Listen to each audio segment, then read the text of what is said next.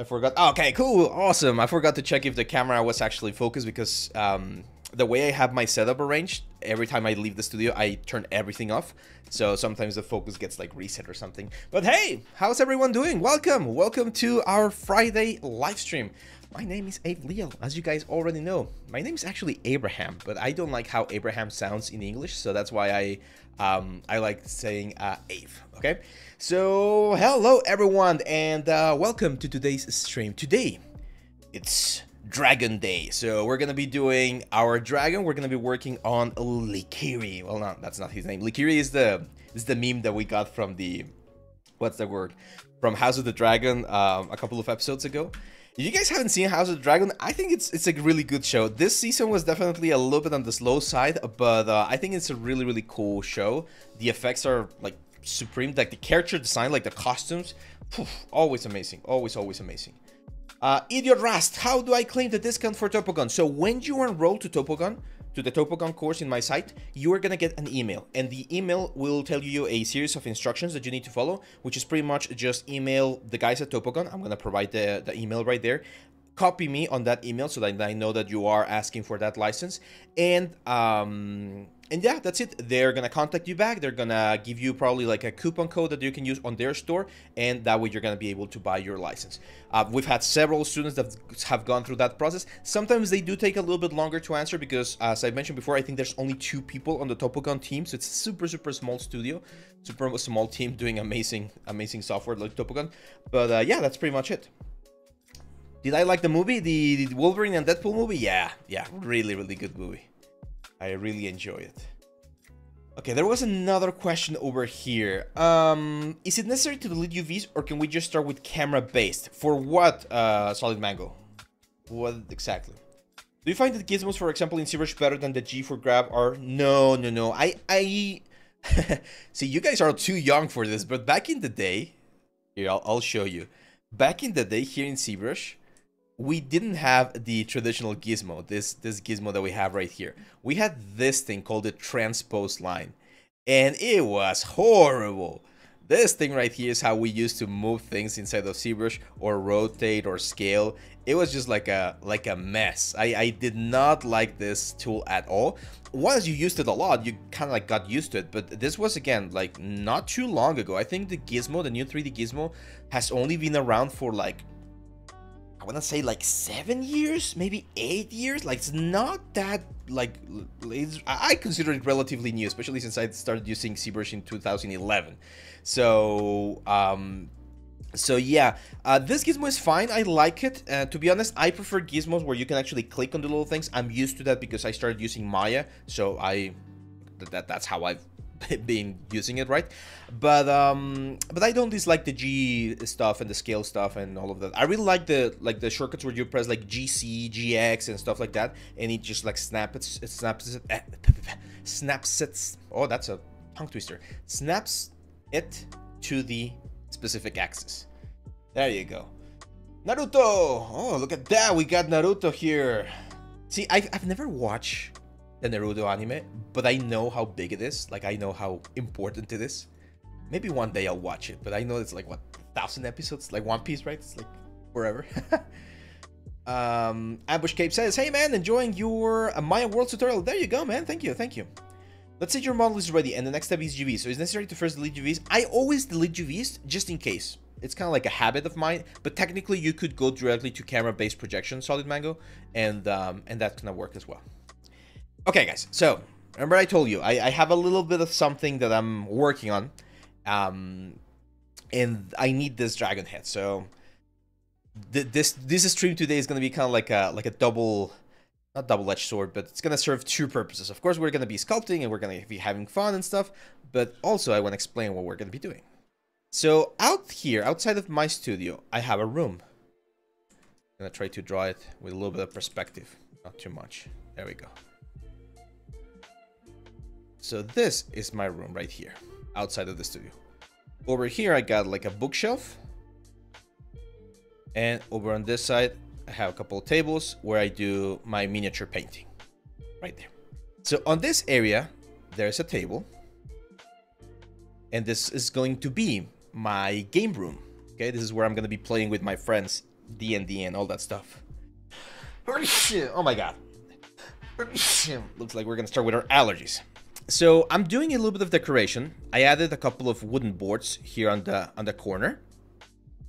And then I'm gonna carve in. Oh god. I'm gonna carve in some bricks to give it this sort of like dungeon vibe, right? Can you picture that? If I keep sneezing, I'm gonna have to go for one of my allergy pills. Sorry about that. So what I want to do is on this wall, I want to print out, maybe 3D print, I don't know, the map of my D&D world. The map or the world is called Aoros. That's the name. And over on this side, I would like to have the dragon head like this. Like imagine 3D printing the dragon head and having it like a big trophy here, because I'm gonna be sitting here as the dungeon master. So this is kind of like the decoration that I'm going for. That's why we need to finish the head, because I want to 3D print it. I want to 3D print this head right here. So yeah, let's start working on it. One of the things that I always mention, guys, is that it's very important to have reference. If you remember seeing our what's the word? Make sure also I get it. Yeah, mini fridge is the next thing we need. Either that or just like a water cooling like station or something like that. Because otherwise I need to go down. I'm in the second floor. So anyway, talking about reference, I was actually showing this to David the other day.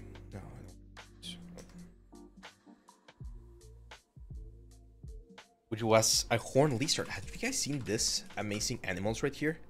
Horned lizards. They're like mini dragons. I wish I could have one as a pet. But yeah, these are great because the details that they have, the reference that we can get from there is just amazing. They're very cute, yes. They are indeed very, very cute. And not only are they cute, but they're going to give us a lot of information about how to sculpt the different parts of a dragon. Because, like, this is something that one of my teachers used to say. The best designer in the world is nature itself, right? So no need to try and beat nature when nature gives us all of the information that we need. What we need to do is take the information or the things that Mother Nature is giving us, in this case, this thing right here, and then reapplying them or reimagining them in our like character right here. So I'm gonna have this on the off screen, guys. Otherwise, it's gonna cover too much of the screen. Let's go. Oh my god. Sorry about the allergies. Let's see. There's a yeah. If you're gonna be sculpting, you need a tablet, guys. Like there's like no questions asked. There's absolutely no reason why you shouldn't have a tablet. Okay, so the first thing I want to do is I want to revise the horns. In D&D lore and in like Pathfinder lore and every single lore, there's a different types of dragon horns. And some of them are going up, some of them are going forward, some of them are going backwards. Usually they're going backwards. Most of the horns in the animal kingdom, they kind of like go backwards. There's very few that go forward, like the rhino, for instance. So I just want to make sure that it works. And right now, I don't love them because the silhouette is very like awkward. But I want to separate them from the head. So in order to separate them, I'm going to show you a very quick technique right here. I'm just going to go to my select lasso. And I'm going to hide all of the sections of the horns, or as much of the sections of the horn as I can. There we go. So as much as we can of the horn. And then we can go to the subtool menu, and there's an option that says split hidden. And there we go. When we dynamesh this, because we are still in dynamesh, all of that is going to be sort of like separated. We still need to clean all of this stuff, right? All of this like border. And this is also going to be important for 3D printing, because when we 3D print, it's easier to 3D print multiple pieces and then assemble them together than it is going to be to print everything as a single piece. So dynamesh, there we go. And of course we need to sort of like push them in a little bit. But again, now we need to think about how do we want these horns to be. And if I take a look at the lizard, they're very straight. They're very, very straight. Why don't you try using the dragon skull horns? No, I like that one, but that one. So again in D&D, the black dragon usually has the horns pointing forward. That's sort of like the design of the black dragon. My favorite dragon from design perspective is the blue dragon. Like the blue dragon from D&D. So cool because he's again like a rhino. He's got like this big horn, like massive horn where he uses to like shoot electricity. So this one is really good. But we're going a little bit more traditional. So we're going kind of like green dragon or red dragon. Green dragon, as you can see, is actually hornless, it seems. It's more like a forest one. I really like this one. Oh, that looks sick. That looks really good. It looks more like antlers rather than horns, but that looks really good. And then the red dragon from D&D is of course the most traditional one, which has the dragon, like, yeah, the horns going back. World of Warcraft has a lot of dragons as well. I remember Alexstrasza, I think, was one of the famous one, right? Any World of Warcraft fans? There we go. So she has the horns going backwards. Most of them do. Again, except Onyxia, I think what's his name? Her name? There we go. Did I see the live of Ashley Adams? No, I have not seen that live. But yeah, dragons are very common. So I think I'm just gonna curve them a little bit. So I'm gonna use my move brush. Now I'm a little bit worried because if this thing is gonna be on the wall, right? This is where where you need to also think about and I always mention this, whenever you're doing anything, games, movies, commercial, in this case it's gonna be 3D print, you always need to think about the final result. So if I want this guy to be on the wall like this, right? Well, I need to move the horns in such a way that they're not like bouncing against the wall. Otherwise, what's gonna happen is I'm gonna have to bring this all the way over here, and there's gonna be just way too much things to print, which is not what I want. So I think we're gonna go right there, and that means that we're gonna have to modify the horns so they are a little bit different. We might have to go forward.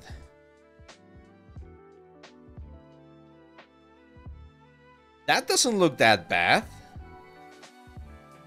What do you guys think? I think that looks quite interesting. I know this is like Black Dragon now, but here I'm gonna play. Oh, I'm gonna show you something very interesting here. But yeah, I think this is gonna be the direction here. Okay. Pay close attention to this, guys.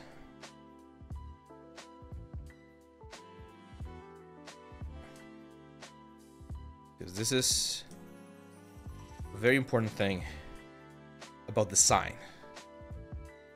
Here we go. So when you're designing something, one thing that a lot of people ignore or they don't like talk about too much is what we call negative space, okay? So every time you're doing anything, a drawing, a sculpture, a painting, whatever, sketch, everything, anything, there's gonna be something called negative space, which is this space right here, the space between the elements. And that space plays an important role, okay? And this is working in all of the silhouettes and everything. So every single time you see these spaces, you need to try to find how to make those spaces interesting. And if you make sure that the shapes of that negative space work, then you can have a more successful piece. For instance, one thing that you always need to avoid is what we call a tangent, okay? So for instance, here on the horns, if I rotate them a little bit like this, some might be like, yeah, that's fine. But the problem is the horn right here, it's touching the little spikes on the head of the dragon. And that breaks the depth of the element. It breaks the perspective. That's what we call a tangent. So we gotta be mindful about that. Same thing here on the side view. Like if I take a look at the side view, what I'm immediately seeing is that these two spikes are very close to each other. Again, they're killing the perspective. So I'm just gonna curve this a little bit more and give it a little bit more negative space right there so that when we see it, we get a very nice shape. Okay, so that point right there, that design principle is very important. We might need to print a little bit more than I was hoping for, because otherwise the horns are going to be very close. Again, I don't Love this like sharp fall right there. I want them to curve a little bit more. And there we go. Let's just clay buildup. Let's just clean this up a little bit over there. Okay. Yeah, I like this. I really like this. Now for the horns, I think we're gonna do them in this sort of well, what do you guys say? Do we do like, because again, there's different types of horns, right? Like there's like antlers. This one reminds me of like a water buffalo. Now this is another thing. The more you study the world, guys, the more you're gonna be able to incorporate that in your knowledge of your elements. So go watch documentaries, go and to museums and zoos and things like that. Because if I didn't know about water buffaloes, I wouldn't remember that the horns are looking similar to them, right? So it's important you always sort of like find knowledge from the outside world and incorporate that into the 3D job so that it gives you a wider range. And this is something very important. The main difference between us and AI, because I know AI is a hot topic, is the fact that AI will only look at all of the information and it will make a mash out of it, right? Like it doesn't bring any sort of like thought process behind it. While us, we do have that. So imagine someone goes out to the wild and he finds a water buffalo and the water buffalo charges at him. He's always going to have that experience of how afraid he was of a water buffalo. So the next time he does something similar to water buffalo, he's going to be able to touch into those like emotional strings and bring some of that fear or adventure or adrenaline that he had when he met that water buffalo into his creation. That's something that AI will never be able to do. And that's why the artist is way, way more valuable than just the machine. So I think we're going to go for the water buffalo style horns.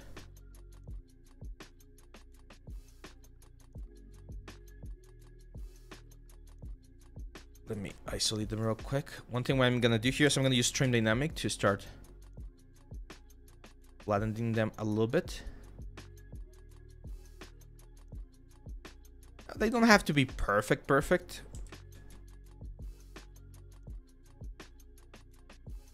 But one thing that I do want to create is planes. That's another important thing about sculpting. You always want to be looking for planes.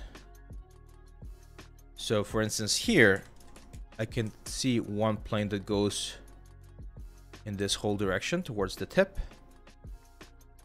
And then I can see another plane that goes in this direction. Isolate it real quick. And then at the back, we're probably gonna have another plane right here.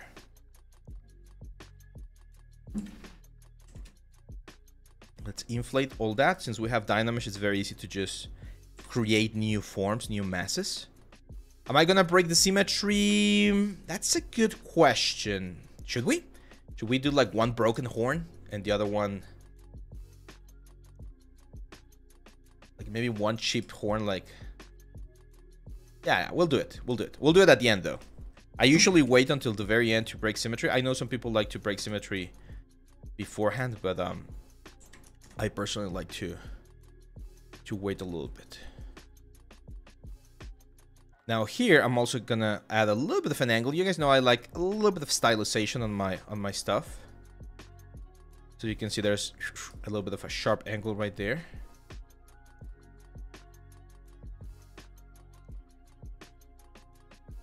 And I'm gonna show you a couple of brushes here that are really good for this sort of like hard surface stuff. Sculpting horny dragons takes a lot of patience. Yeah, now I'm gonna show you a little trick that we're gonna do when we get to the head in a couple of minutes. We're gonna be using an insert mesh. So we're gonna sculpt one spike and then we're just gonna duplicate it a bunch of times. Yeah, because otherwise, I mean, you can of course sculpt every single one by one, but you also need to learn how to be efficient. Okay, here, let me quick save because I'm gonna use the knife curve, and the knife curve can be a little bit tricky. There we go. I'm just gonna sharpen things a little bit there. The knife brush is really, really good. As I mentioned, it can crash. ZBrush sometimes doesn't like some specific cuts that you do, and It's a little bit annoying, but it happens. Very important here. Always be careful of your curves.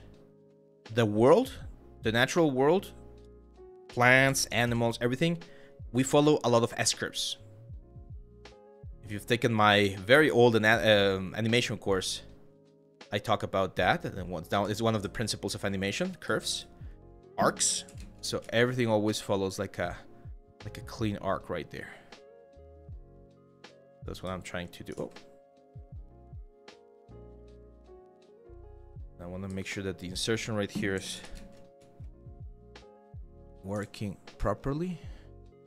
I kind of like that little spike that we got there on the back. Now we definitely need to change the insertion point a little bit, otherwise it looks too like it's coming to in a very weird angle. There we go. Again, look at that silhouette change right there. See how that little thing pokes out of the silhouette? It's not the same to have it right there where there's a tangent than to have it up here where it's actually generating a little bit of a change in direction. That's the kind of stuff that you want to be looking for. Not always, but especially on this sort of like spiky dude. I think it's a good thing that we have it. And then this hugs the whole thing. Now, we gotta be very careful because when we 3D print this is a very common mistake in 3D printing. If you're 3D printing like a horn, right? And then you sculpt, do like a blue color, you sculpt something that's gonna be holding the horn, right? Like that. If these little hooks are actually going towards the inside, it's gonna be impossible to make this thing fit. So what you wanna do is, when this thing is going in like this guys right here should have a little bit of a space. You can then fill that in with something else, but you always had a little bit of tolerance, because otherwise it just like it becomes a little bit complicated to make sure that things fit.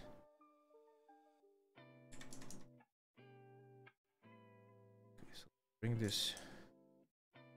Kind of want to do it. Oh man, I'm not sure. Should we do it like with sections, or should we do it straight? I think sections look very, very cool. Chatterbot, welcome my friend, welcome. I think I'm gonna do sections.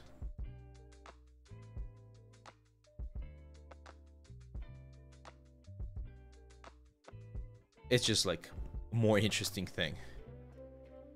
Spiral horn. Retopologizing those curved scales. Yeah, that's why we're not gonna retopologize this one. Yeah, it definitely looks a little bit like Azdaha from Genshin, right?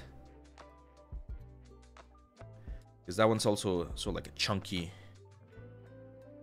guy. Are you making a new Godzilla? No, it's a dragon. Making a dragon. No, I don't like it. Now that I'm adding the volume, I don't like it. Now let's keep it like this, clean. What we're gonna do though is we're gonna add a little bit of a ridge. So over on this side, I'm just gonna add a little bit of volume here to mark where the ridge is. And then on the inside of the ridge, we're gonna have stripes going in like this. And the outside of the ridge is gonna be smooth. So as you can see, this horn is kind of like four-sided, right? So this side is also going to have ridges, like lines. And then this outer side right here is going to be smooth. Am I going to poly paint it? Maybe. Like, I'm not planning on doing it on this one right here. But I'm definitely going to paint it once I 3D print this. Definitely gonna print it. This is gonna be a lot of pieces and probably a lot of filament. But I'm gonna be printing it the next couple of weeks and see how it goes. What's up, Cleverton? Welcome.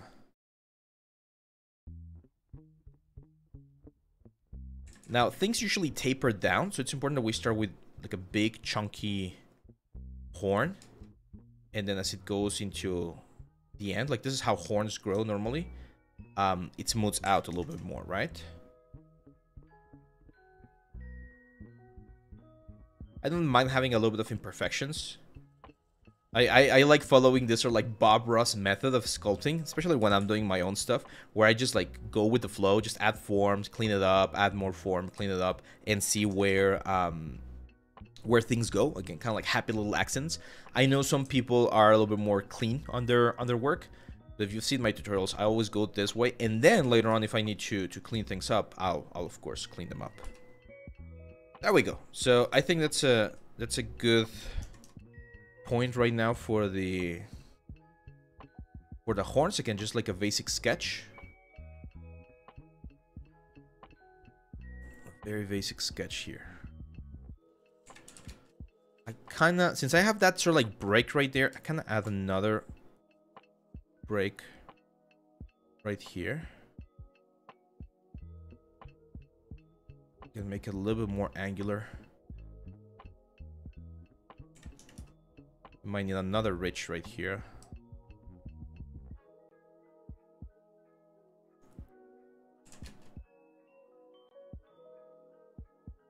Again, I'm looking at the negative shape right here. Like, what form am I creating on this negative shape?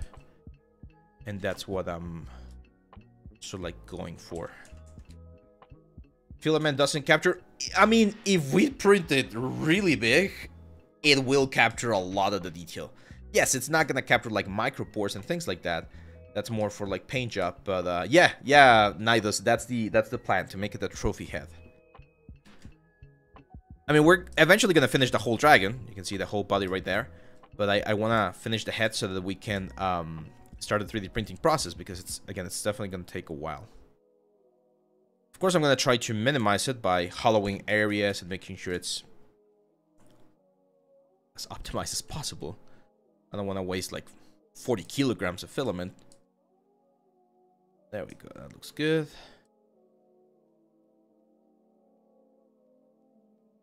There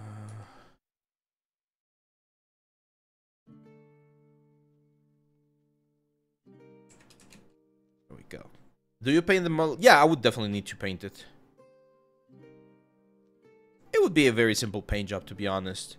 Just a base coat, some shadow, some light, and then a wash, like a very heavy wash to go into all the crevices. Okay, so let's go now to the jaw here of the dragon. So I want to show you the technique that I was mentioning. So as you can see, this guy has a bunch of different spikes, right? Like a bunch of them. So what I'm going to do is I'm going to extract one of them. Let's go with this one.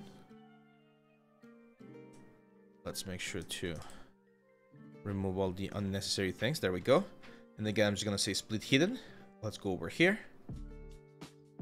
And then what I'm going to do here is I'm going to clone this. I'm going to clone this into a different tool so that I can work a little bit more comfortably. I'm going to delete one of them. So break symmetry and delete hidden. And now we get this right here, where I'm not sure where the pivot point is. Oh, there we go. And the first thing I want to do is I want to make this thing in the center. A very common question that people get is, how can I get something back on the center? Well, it's actually very easy now. You can just add any object, like this sphere right here, and this sphere is already on the center of the world. So as you can see, if I want to make sure that this is aligned with the sphere, the only thing I need to do is go to the align options over here and just click on this button. Well, actually, go to the sphere and then click on this button. And it's gonna push all of those subtools to the 0 axis, which again, it's just gonna make it a lot easier to make sure this works. So now that I have this, I'm gonna again center a pivot point. I'm just gonna rotate it to make sure that the horn is kind of like looking in the direction that I want it to, just right around there. Let's Dynamesh and let's clean it up. We don't need the sphere anymore. We just use the sphere as a sort of like a placeholder. Could you also just press... No. The home button here for this, it goes to axis, but it doesn't always go to the... Especially when you have things that are like symmetrical. I mean, actually, it could work. It could work as well. Okay, so we're definitely going to need more resolution. Oh, very common mistake. When this happens, very easy. Just go again to geometry and then modify topology. And we're going to do this thing that says well points. And that's it. It's usually when you have 2 points that are so like when you have holes or egg-ons and things like that. Well, you can't have egg-ons, but there's sometimes when the topology is just like messed up, and that well points will fix that sort of like webbing thing. There we go. So now I'm gonna add a little bit more volume, of course, and I'm gonna start like actually chiseling and creating the spike. And here I'm looking at my little lizard to generate a very nice looking horn. Remember that I have the horn lizard on my other screen on PureRef. There you go. Is sculpting does having angle? You cannot have angons when sculpting. Like ZBrush does not like angons, so it's gonna triangulate everything, especially if you're using Dynamesh. And yeah, it's very bad. Like most softwares will crash or will give you an error when you try to bring in or when you try to work with angons.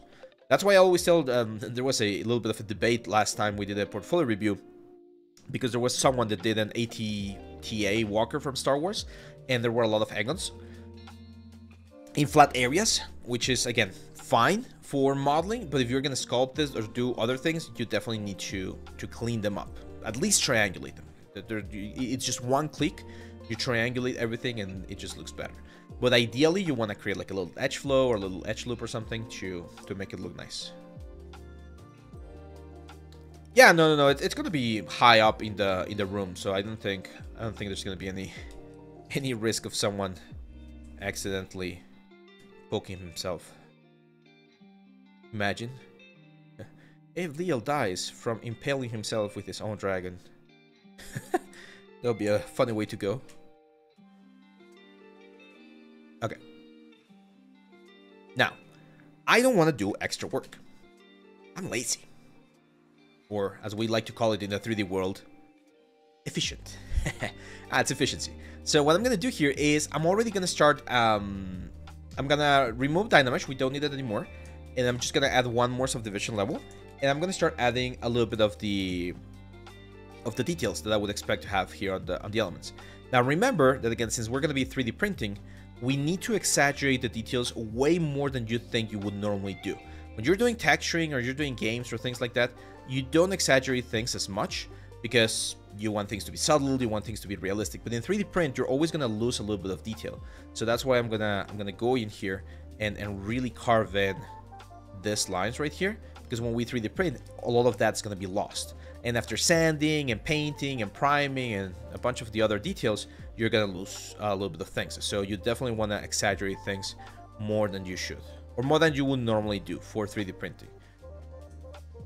Are you gonna make claws from the wall? No claws, no claws. Then what I like to do here is I'm gonna use my clay buildup, and I'm just gonna fill in a little bit of the things that I just did. I know that I just said, oh, you gotta exaggerate, and now I'm sort of like smoothing things out, but this is to add variation. Same thing here with trim dynamic. I'm gonna add a little bit of trim dynamic in certain areas. That's gonna make a little bit of a flatter effect, and it's gonna give me, again, those are like happy little accidents where you see more damage in certain areas than you see in others. That's what we're going for. Now, also, usually, there's gonna be a little bit of, you know, like dirt and grime and things like that that gets collected on the union between the horns. I don't know if it's like salt or something, but if you have a pet like a dog and you check their mouth, there's usually gonna be a little bit of a nasty thing here close to the base. So I'm just gonna add that little detail again. It's just gonna change volume. It might not be as noticeable on the 3D print, but the volume will be there.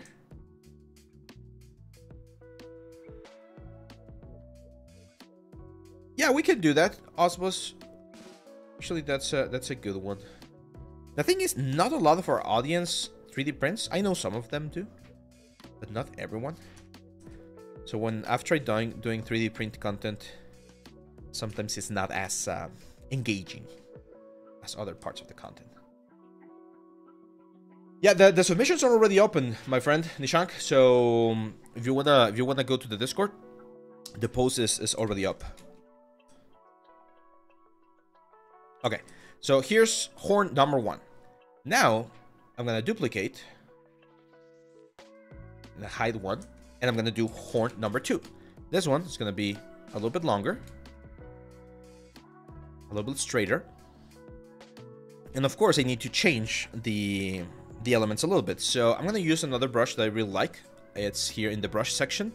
It's called the Mallet, and it's the Mallet Fast.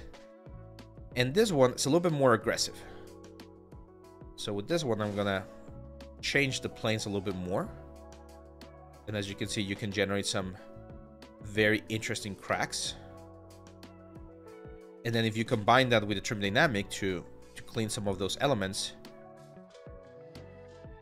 you're gonna get a very, very interesting random effect.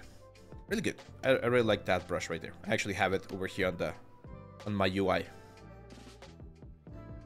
I've already showed you guys how to do custom UIs, by the way, so you can get my UI on the resources folder from the Discord, but that's one skill that everyone should learn. It takes like 5 minutes to learn, and then you can customize your UI however you want.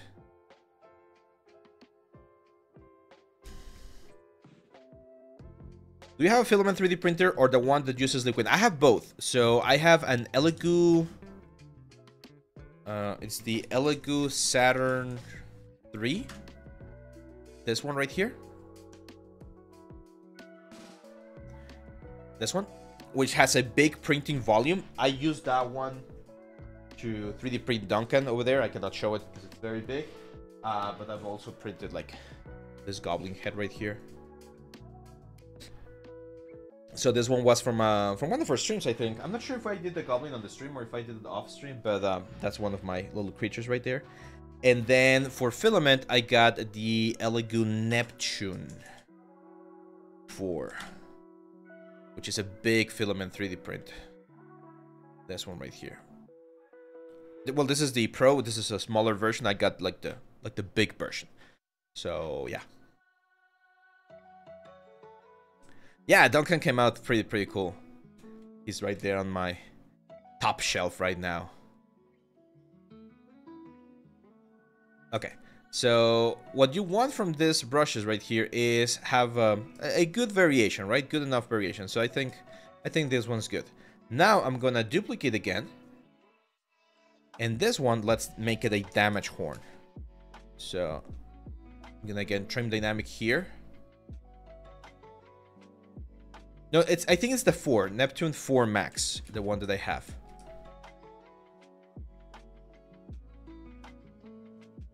And that one's gonna be like a chip horn right here, right? Again, them in standard, and we just carve a little bit over on this side. What up, Harsul? Thanks for the follow, man. Thank you very much. And welcome to the stream. There we go.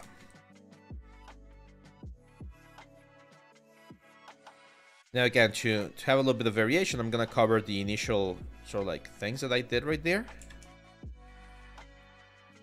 And I'm just gonna do them again.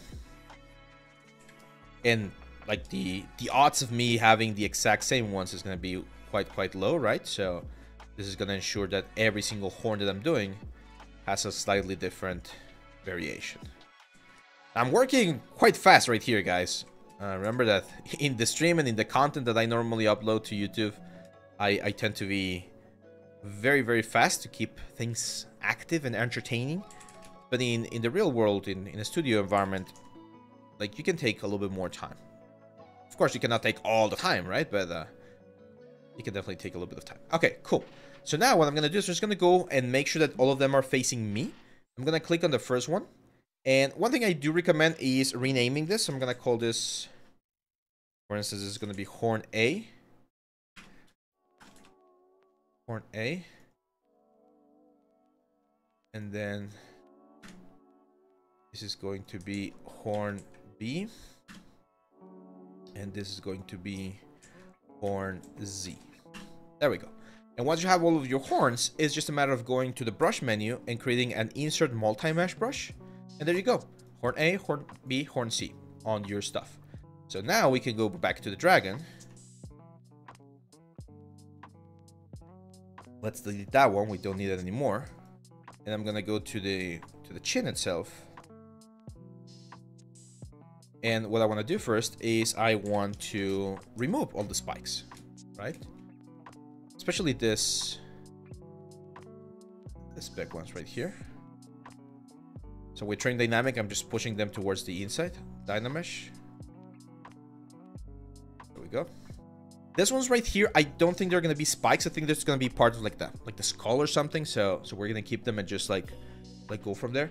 Do you recommend any course that full pile on making a cartoon scene, modeling, texture, rig, animation, and writing? I don't know how. Yes, of course, man. So I have two. If you wanna do a little bit more animation, this one right here, the Maya stylized worlds, because we even do like a little bit of animation of the island right there. This one's really good. It's 10 hours long, so very, very good. This one covers Maya, though. If you want to use Blender, then this one, although we don't see a lot of animation, we do see a little bit of camera animation at the end. But this is about the production for an asset for games. But if you're looking more for like cartoons, then this one, the Maya stylized world, is probably better. And if you're going to be doing animation in the future, then I would definitely recommend Maya more than Blender.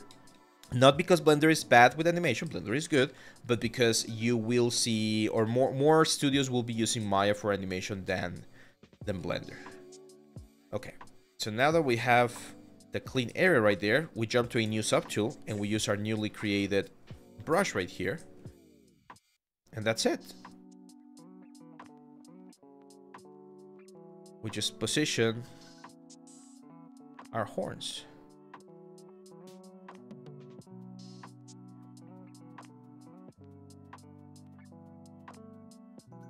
Eventually, we're gonna boolean them out for the 3D print, right? So they fit into the element, as I mentioned. There we go. Let's create another one. And you can play a little bit with the scale of things. That's the cool thing about this. What's the word? That's the cool thing about this insert multi-mesh brush. And a very cool thing that I always recommend is if you're going to be adding multiple horns, always sort of like make it in such a way that that things become smaller. Okay, so for instance, it's big, medium, small. It's the 3-2-1 that I like to call. This is really, really good because that way things are not going to look like overly symmetrical, overly obvious. Let's do one of the chunky ones right here.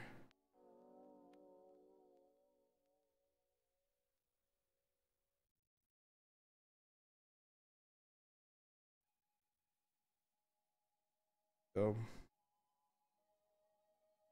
it's kind of like modular, exactly that. It's exactly that. We're kind of doing, yeah, like modular assets.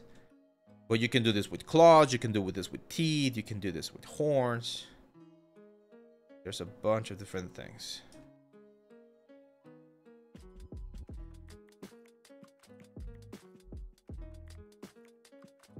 And again, here what I'm looking at is the silhouette. Like I'm visualizing how I want the silhouette to be. And you can always like modify them or change them a little bit because you already have the face, right?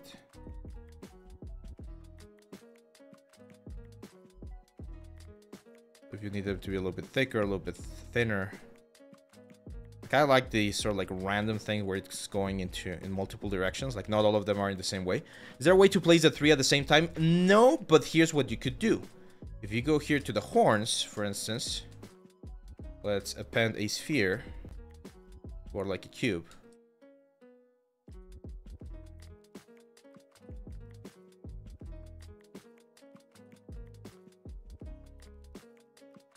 I know.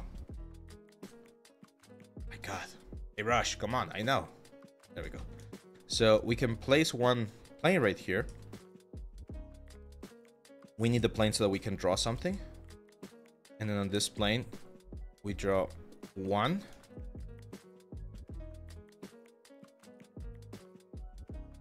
We place it. We draw a second one.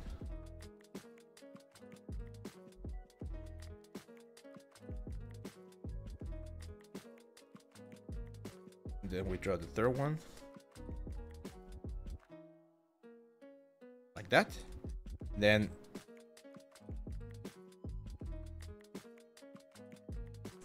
I'm gonna do an auto groups. Select the plane, delete hidden. And this one right here, I'm gonna call this horn Oh my god, I hate that you cannot use caps. Horn cluster. And then with this thing selected, you go back to the meshes, and there's an option right there. Instead of creating a new insert mesh, you can append this. Here, create insert multi-mesh, and there we go. So now I have this cluster. So if I go back to the dragon, and I want to add a cluster of horns right here, I can just do that.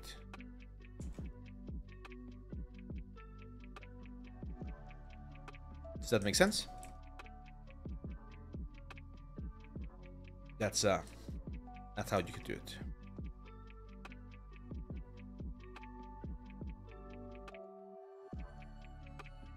Yeah, it's part of the tools.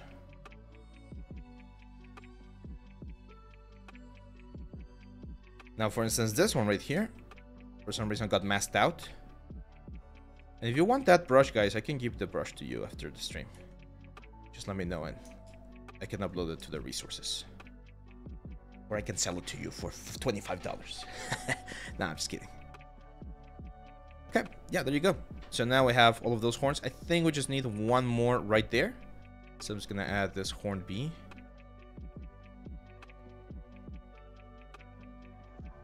There we go.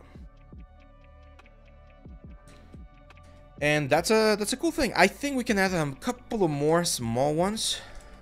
Like one small one right there. It's kind of like barely poking out, and another one right there.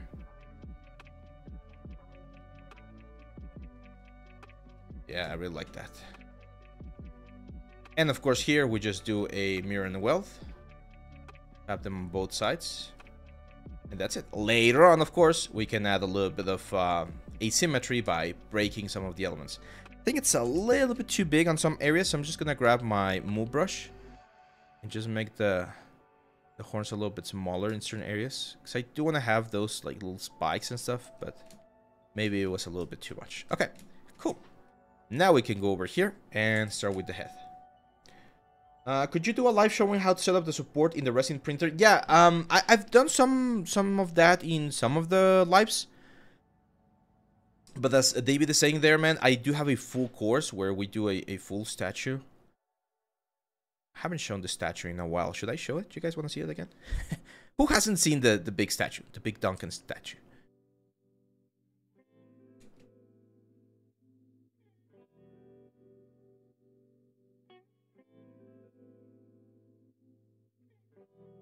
Now here is where we're gonna start seeing the. Have not seen it? Okay, okay. We'll show it in just a sec. So here we're gonna start like seeing the scales. I'm just adding the little separation there on the scales. And over here,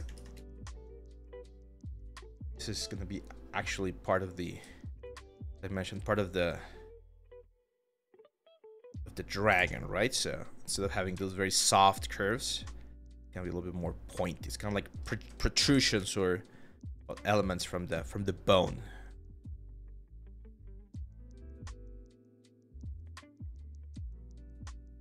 There we go. Okay, let me show you the statue. So this statue is the statue that we did for the anatomy course. So it was a mix between an anatomy course and a 3D printing course. This one right here. It's 1/4 scale, so it's really, really big. And I show you how to support it, how to pose it, how to do the whole anatomy, how to do the cuts, how to do the base. The base was printed with filament, with the filament 3D printer, and the character itself was printed with a resin 3D printer, both of them from Elegoo. And I show you the cleaning process. I show you pretty much everything. It's a very, very cool. I think it's a very, very cool course. It's mainly anatomy. I'm gonna say it's like 70% anatomy and then 30% 3D print. But I really like the result. I've always wanted to have like a big figure like this one's, and being able to do it yourself, to do the whole figure yourself, and then 3D print it and have it exist in the real world is just so cool. As soon as I get an airbrush and what's the word, the compressor and everything, I'll probably be painting this one as well. But yeah, this is Duncan, JC Duncan.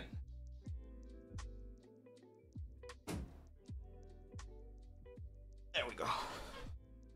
It's a superhero that I created. It's a very basic story, like nothing too fancy, but it's the yeah, that's the result from an anatomy course. I think that's one of our most complete courses that we've done in this new project. Art Gaming, what's up, man? Welcome. Could you give some tips so that when the mesh doesn't look crumpled when I want to make something smooth and ZBrush? I always struggle with this. Edson, if you have a really like dirty mesh like this, I call it like the chewing gum mesh. One of the things that you can always do is just trim dynamic. I love trim dynamic because of that. Because opposed to smooth, that's just gonna like delete all of your detail. It's actually gonna like average out all of the different like parts of your model, and it's gonna give you a more like interesting effect.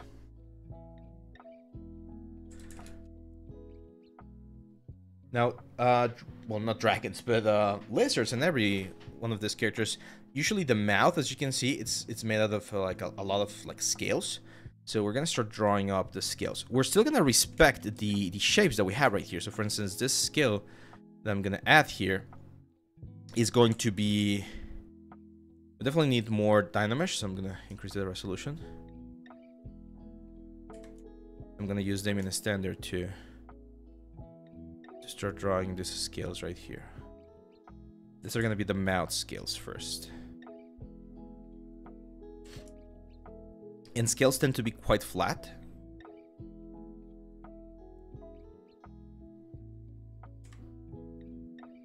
I actually love the backstory for Duncan. Makes me curious about the rest of the world characters. Yeah, I've told you, I've shared this before. When I was in medicine school and I realized that, hey, this is not for me. This is not what I want to do with my life. I want to take a different path. And I was sharing that with my parents. The first thing that they ask is, well, what the hell do you want to do, right? Because you've been... At that point, I was, like, focused on being a doctor ever since, like middle school. So it was, like, what? 8 years of me being like, I'm going to be a doctor, I'm going to be a doctor, I'm going to be a doctor. And then when I was there, I was like, okay, I don't want to be a doctor. So, it was a fun experience for them as well, for my parents. But the interesting thing, and I've always been very thankful for their support, is like they asked me, okay, cool, what do you want to do? And it didn't dawn upon me until years later what I said that day. But you guys know how in stories, in like comic books and in the what's the word? In books, video games, characters always have like one thing. Right, like their canon event, their motivation, stuff like that. Well, for me, that was it, because I said something, and again, it didn't dawn upon me until years later, and I said, I want to tell stories.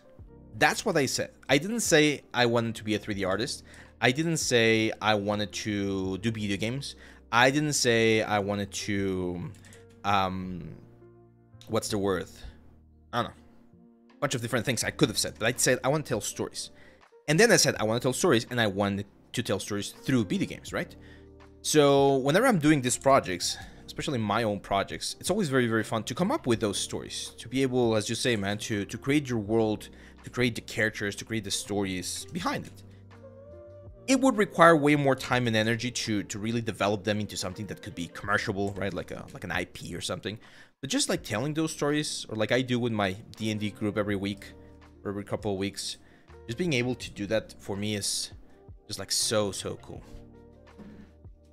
Do you often use a smooth border brush? No, I don't really use a smooth border brush, to be honest. Solid Mango says, the course is really amazing. The information on 3D printing is amazing. If you're learning 3D printing for the first time, you would understand everything. Oh, thank you, man. Thank you. Give me 1 second, guys, because I'm going to be using a pack of scale brushes that I have. I just want to make sure if I have it installed on my PC.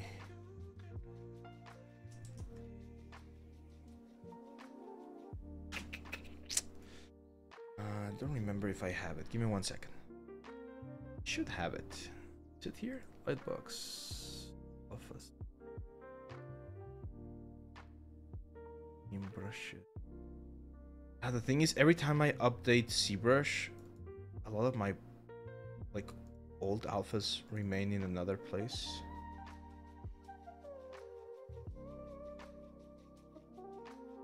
I hate when that happens.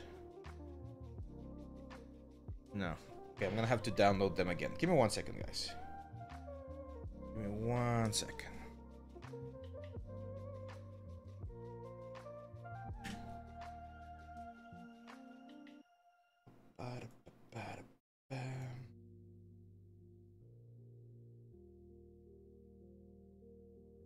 Here. Library. There we go.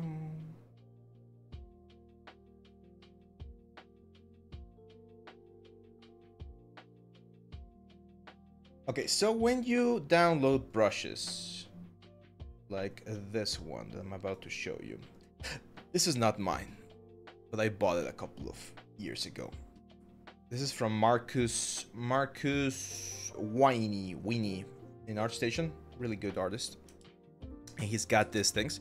So you're gonna have to go to your software here, to where you have your ZBrush installed. So software, I got ZBrush 2024, C alphas, and you just drop the whole folder there. And now if you go to the Lightbox, it's gonna be right here. It's all of this alphas. So I'm gonna grab my standard brush. Whenever I'm doing alphas, I like to use my standard brush, BST. Change this to drag rect and look for a cluster of alphas that looks interesting, like this one right here, for instance. And there we go. See that? Now, sometimes when you do this, the alpha is gonna push too much. You can go to the alpha options and to modify and change the mid value to something like 50. And that way it's gonna draw without pushing your surface too much. So that one's really good. And as you can see, it saves me like quite a bit of time, right? Instead of having to do it like tens of thousands of times, I can just do it a couple of times. I'm gonna be covering most of the stuff. You still need to fix things, right? Like, it's not perfect, but it definitely saves a little bit of time.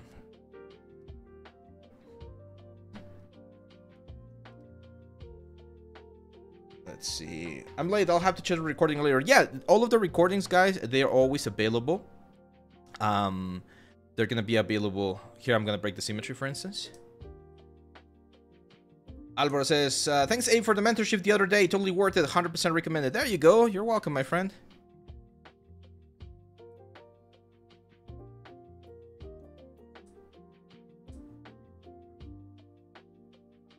You are welcome. Go. So that's very easily I can add all of this detail.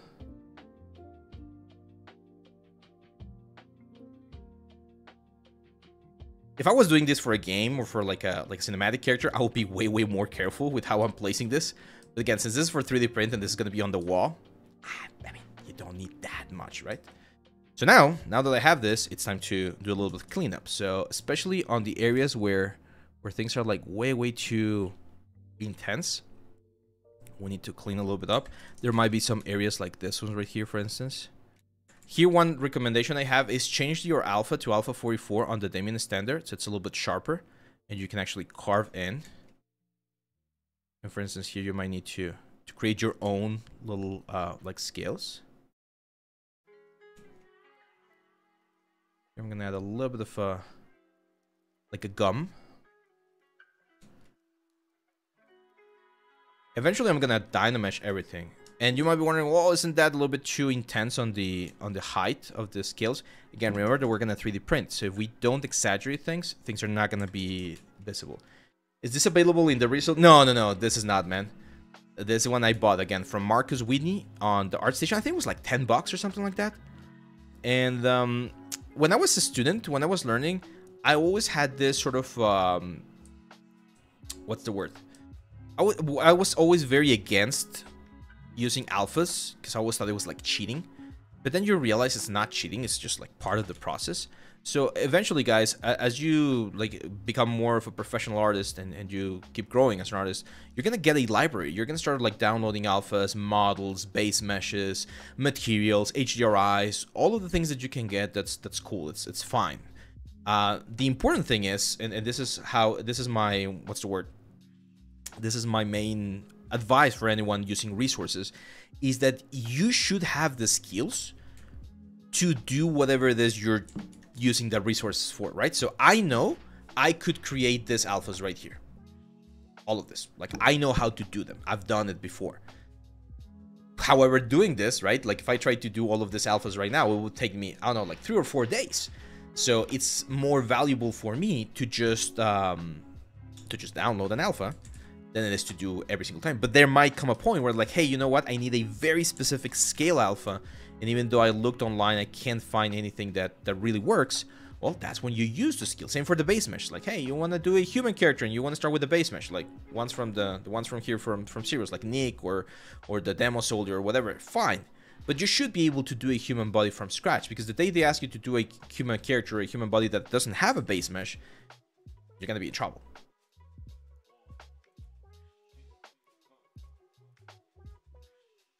Okay. Now here what I'm going to do is I'm going to start breaking a little bit of the elements. So I'm going to add a couple of like folds. Big wrinkles like this, they usually have folds, and they will follow sort of like the same direction of the elements. And these folds are going to be important to make it to make sure that it's not just like a lot of noise on the elements. So there's something a little bit more interesting to see. Let's see. It's like using. Can you tell pentap settings and how to use it? Yeah, man. I mean, where is it? Over here. So I use the Huion. I have 2 Huions. I have a Huion 16 and I have a Huion Canvas 13. So this is the one that I use. It's this one. It's a small one. It's a pen display. I don't change anything, to be honest. It's like default stuff, but do make sure to update your drivers, because sometimes they like freak out. So make sure to have your up-to-date drivers. I really want one of the Canvas Pro that you can actually use like touch gestures and things like that, but yeah. Exactly, Casey. Like if you're in production, if you're doing something for, again, for like a game or like a commercial or something, you're gonna use as many tools, you're gonna buy as many models, you're gonna get as many resources as you can to meet the deadline, meet the budget, meet everything, right?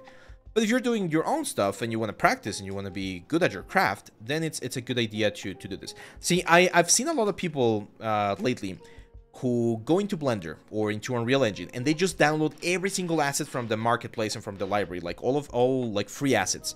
And then they call themselves 3D artists. I'm a 3D artist because I made this very kick-ass scene. And the scene looks very good. Like, I look at the scene, it's like, damn, that looks very, very cool. But then I ask them, hey, what was your, like, what did you did on this scene? Oh, no, I just downloaded everything and just, like, created a composition and rendered it. It's like, oh, okay, so, well, you're good at, like, set building and word placement, maybe composition, lights, and post-production. But you really don't know how to model. You really don't know how to texture. You really don't know how to animate or anything, because you downloaded all of the mocap version from the web. And it's fine. Like, I'm not saying that you should know all of that stuff. It's fine if you want to do that, but it's not the same thing to be someone who just grabs all of the assets and creates something cool than it is to be someone who can actually create those assets from scratch. Okay? So that's my opinion, though. I know it can get some of those things that I say. Yeah, exactly. Like, someone that like that, the Solid Mango says maybe, hey, okay, if I see that you have a really good eye for composition and really good eye for like asset placement and things like that, well, sure, I could hire you as a level editor. But usually, like, just think about this. Imagine you have your own video game company and you hire someone that's a level editor and they create a level, and then you're like, oh, you know what? We could really use a very cool pillar, like a damage pillar. Like, I really like the pillar that you have right there, but could you do a damage version of that pillar? And he's like, oh, no, I don't know how to sculpt. I don't know how to model. I don't know how to use UVs. Well, at that point, you're useless, right? Because I'm going to have to hire someone else to do that damage pillar because I want to see it on the scene. However, if you are good at placing stuff in the level and you're good at doing it, it's like, oh, cool, yeah, I'm just taking this into ZBrush. I'll just modify things and do that like that. And it works. It works. But if you don't know how to edit and go through iterations and things like that, it's difficult. Yeah, Casey, I've seen that a lot as well. Even as a teacher, when I ask my students to work on their final projects, I see that. I see that where they just download the assets and they try to pass them as their own. I was like, no, dude, this is not yours. Like, I know you didn't do this. And the problem is that you could be in a very tricky situation if you say that you can do something and then someone hires you to do it, and at the middle of the, like, what's the word? At the middle of the job, you are just like struggling to even do like something basic. They're gonna fire you. And not only that, you're gonna be sort of like blacklisted, right? Because they're gonna tell all of their peers like, oh, this dude, he said that he was a 3D modeler and he couldn't even like change the UVs of an object. Like, what the hell? Right? So the question is, do you want to be that guy? I don't think so, right? Okay, let's go to the face now. What's your regression on the ZBrush price increase? Yeah, oh man. I hate talking like bad about things, because then later on they could sponsor me and like, you were talking shit about us. How do you want us to sponsor? The thing is, ZBrush is such an amazing software, right? I don't love, like, I think I can say this. I don't love what they're doing. For instance, they say that they're going to increase the price because they're bringing iPad or ZBrush for iPad on the next update. Cool, fine. But, and I'm going to use it because I do have an iPad, so I might be using it. I might benefit from it. So if they're telling me, hey, we're going to charge you $10 extra so you can have ZBrush on your iPad. Okay, I guess. And I understand inflation and everything. But at the same time, the only thing I'm not cool about it is the fact that they haven't really done anything like big or new in the past couple of years. There's a couple of tools like the slime brush tool and some of the knife cut brushes and stuff like that. But other than that, I haven't really seen too much innovation from them, right? So if their whole innovation is the iPad from ZBrush or ZBrush for iPad, I was like, I remember, again, back in the day when I started ZBrush, Dynamesh didn't exist. Like, Fiber Mesh didn't exist. I don't use it as much, to be honest, but you know what I mean? Like, there were other things. Like, if they would implement something... For instance, no, here's the deal. If they tell me, I'm going to increase the price $10, I'm going to give you iPad or ZBrush for iPad for those $10, and I'm now going to include Redshift GPU without you having to pay for the whole maximum one, cool. I'm okay, because a GPU Redshift is good, but they include GPU with the full license, and that's like, it's way too much money, especially if you don't use like Cinema 4D and things like that, right? So that's why I'm not great. And yeah, and that's the thing. I bought ZBrush. I bought my perpetual ZBrush license on 2020, I think, or something like that. And I was very happy. I was like, cool, now I own ZBrush. And I paid, I think, like $900 for it. So it was a pricey chunk of money, or quite a bit of money. And then a couple of years later, they got bought out by Maxon. It's like, oh, damn. And they announced that they were ending the perpetual. I could still go back. And then that's the thing. Like, if I had to go back to that version of ZBrush, yes, I'm going to be missing some of the tools. But you could do pretty much everything with the other tools. So it's not like you really need them. But they're quite useful, right? So I just hope they innovate more. I would really like to see more innovation from them in that sense, in that respect.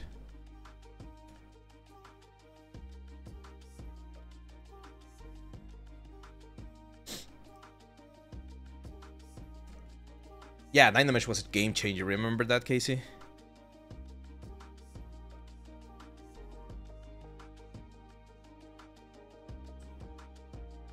Yeah, the education license, I still think it's fair, because I think it was what, like $80 for a full year, so that's a no-brainer. And here's the thing, I know there's a lot of students out there that get their educational license and they're using it commercially, selling their models or working as freelancers or something, and that's where you're like, hey, like, if we want the companies to play nicely, I think we as users should also play nicely, because I know piracy is all over the place, so I understand. Like, I don't think that they should be giving everything for free or anything like that. Like, I understand that they're a company and they need to make a profit, but at the same time, it's like, hey, could we find a way to to make a profit, for all of us to be happy. And I feel like sometimes, not only them, like even game companies, they get too greedy. I'm playing this game, I've mentioned this before, the Marble Snap game, and Second Dinner, who are the producers of the game. They get greedy. Sometimes they are offering like some packages, like microtransactions are like, dude, come on. Like they want you to pay, and I'm not kidding, $100 for like a bundle with like an extra card or something like that. It's like, dude, shut up. Like $100. Would you imagine? And there's people that buy it. Like, hey, I mean, if you have that disposable income, sure, go for it. But it's like, damn, dude. See, like season passes, I don't mind. I think it's fair. It's like, okay, cool. You want to sell me extra cosmetics and things like that? It's usually fairly affordable, right? Like $10. No. It's not a gacha game. Marble Snap is it's a card game. It's a TCG. So it's 6 turns.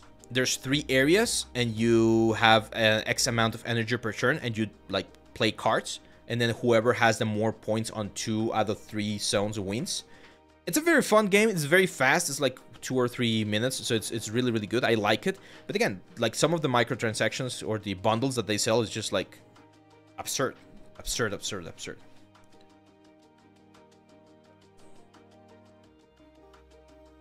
I understand subscriptions for streaming and software, but they're trying to apply to everything. Yeah, did you guys see the horrible thing that they did on the Logitech thing? Like the Logitechs were proposing to have like a forever mouse that they were going to charge forever. It was really, really funny because everyone was like, that's the worst idea I've ever heard. And you were going to be paying like a subscription for your mouse. Imagine that. And everyone was like, internally they thought that that was the greatest idea ever, and then like the news got out and they got crucified. Do you have a video on our haircuts? Yes, man. I have a live stream which shows the full process, a basic process, of course. It's not like the full like character process, but just like the essentials. I'm definitely thinking about doing a short course similar to the Topogon one, where with a little bit of haircut like process, as well as a little bit of action. I just haven't had the time to do so.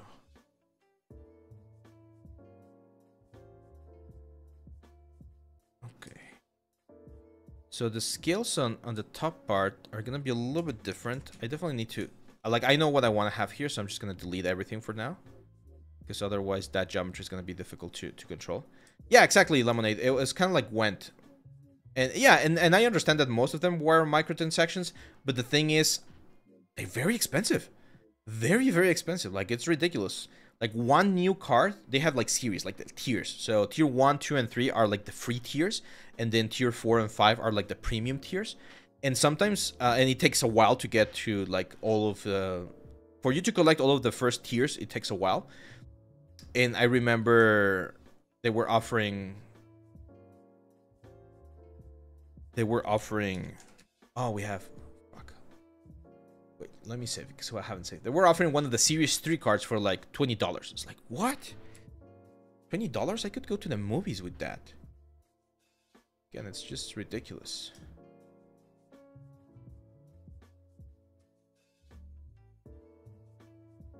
Do you have any courses? No, not yet. That's another one that I really wanted to... Actually, David, I was going to say that other... Did I say it, David? I'm not sure if I told you. But I thought like, hey, doing a Marmoset course would be very, very cool.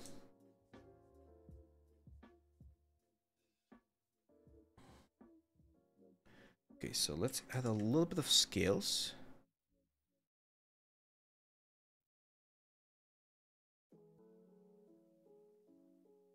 I'm not gonna add too many scales because I do want to have... Sometimes reptiles have like big scales around certain areas, and then like more general scales. So I want to play a little bit with that sort of like effect. But I just want to add a little bit of scales here too, to give myself an idea of how things are looking.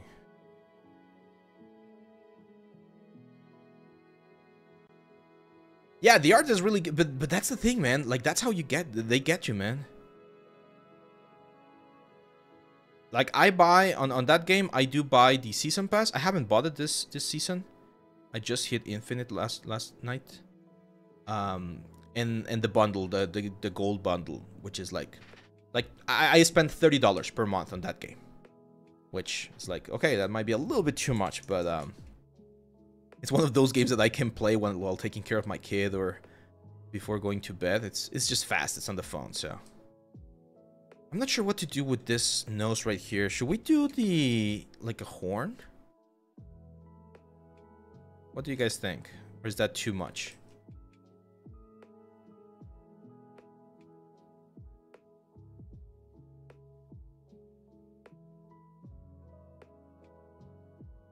Will it be a YouTube tutorial or a paid course? What, man? The Marmoset toolbag? It will probably be a course. Yeah, I think I'm gonna keep it short. Premium course. Yeah, usually if it takes me like several hours to record and edit and things like that, I usually sell it as a premium course. But there's a lot of information. Like I've used Marmoset in a lot of videos on the YouTube as well, so you can. One small one. Yeah, let's keep it small like this.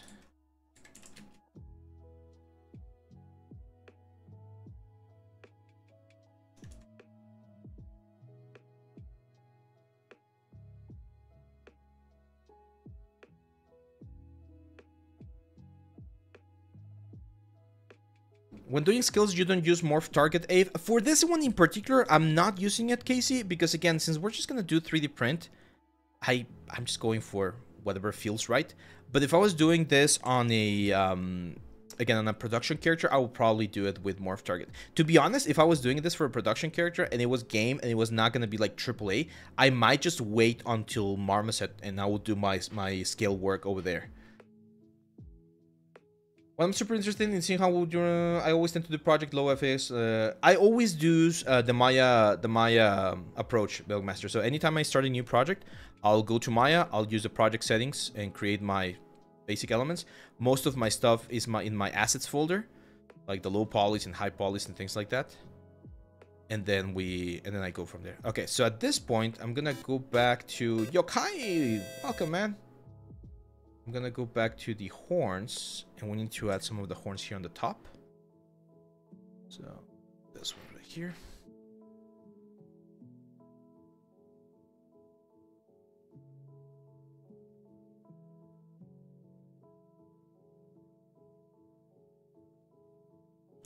Kind of like a Triceratops now that I see it. Getting that sort of like bife, I think. Which I don't mind, to be honest.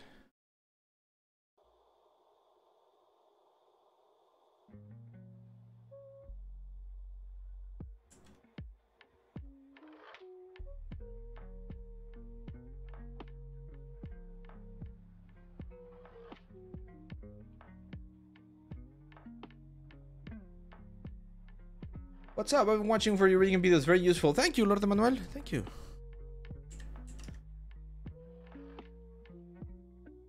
All good, man. Right now we're working on this dragon here.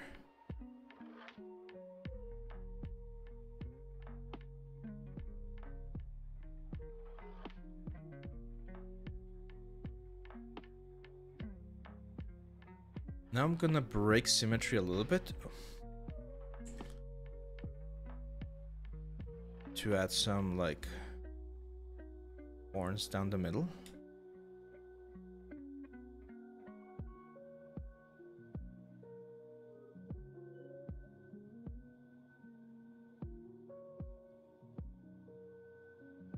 How to use Jira, Confluence, Workflow? I haven't heard about those. What are those, man? I don't think I'm gonna be able to help you because I haven't heard of them. Or maybe I have and I just don't remember, but to be honest, they don't ring a bell.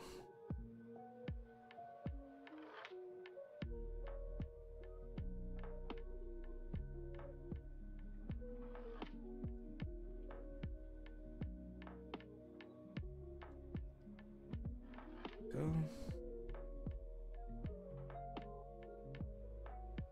There we go.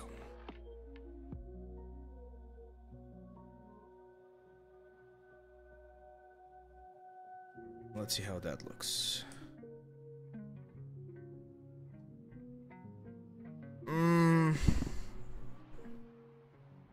No, I don't like it. And this is one I tell you guys all the time. Don't be afraid. I told this to David a couple of weeks ago. Don't be afraid to just go back.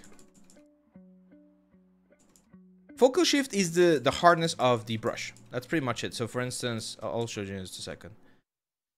But for instance, in any painting software like Krita, if you paint with a brush and like that one, that's a soft brush. It has a high focal shift, and then you can change to a hard brush, for instance, and it's gonna have a strong line. Well, the same thing happens here inside of Zero. So for instance, if you're using the standard brush, let's say with this like square alpha, and the focal shift is a 0, it's always gonna be a little bit soft towards the border. But if the focal shift is really high, it's gonna be very hard. And if it's very low, it's gonna be even softer. So it's, again, it's like the softness of the brush. That's pretty much what it is. I think I'm just gonna go with forms instead. I'm taking a look at this guy right here, and as you can see, it's just like big scales on the center.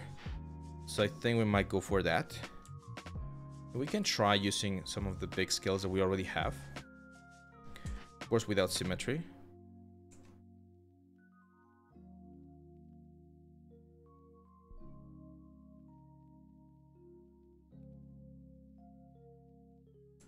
As we get further away from the center line, we can use symmetry again. Yeah, it looks better. And then this lines right here, I'm just gonna make them a little bit more interesting.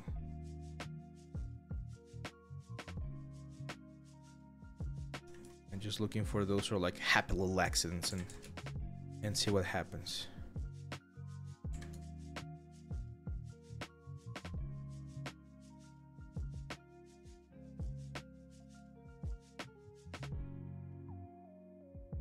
Here we can start adding some like custom scales.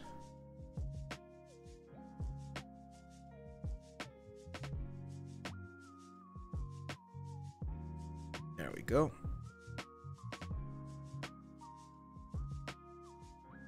There we go. Remember that we're carving things quite heavily because of the 3D printing process. This will definitely need to be 3D printed in multiple parts, of course.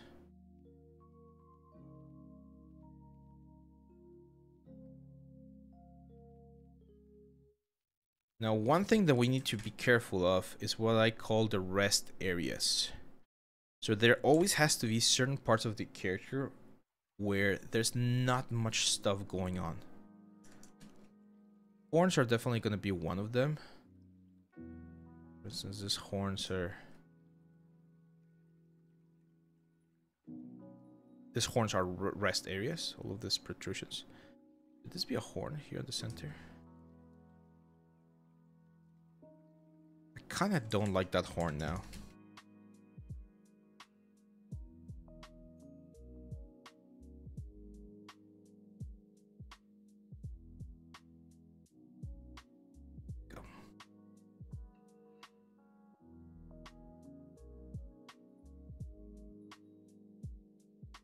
For that, it's like some big scales, and then we're gonna have the horns here, and I might even remove this horn right here again to create a more interesting tangent, because then the tangent that we're gonna see is gonna be that thing right there at the back. Let's see, do you use alpha for those? Yeah, I'm using an alpha, man. Some of them are alphas and some of them I am manually drawing them. Yeah, no need to do everything manually. Sorry, yeah, we gotta go. Catch up us to Linares, Nuevo León, to visit my family. There you go, man. Have a nice weekend. And yeah, I'll see you back on the next stream. Thanks for dropping by. I was wondering if you have a rigging course of Maya or if you're planning to make one. Ah, that's a great question. Back when I was at Nextwood, I did one rigging course, and it was, I think, a good one. It was basic, of course. Like, we cover... I'm not a rigger, right? So I know the basics of rigging. I can rig my characters. But normally... Again, here in the studio, when we need to rig something, I use other tools.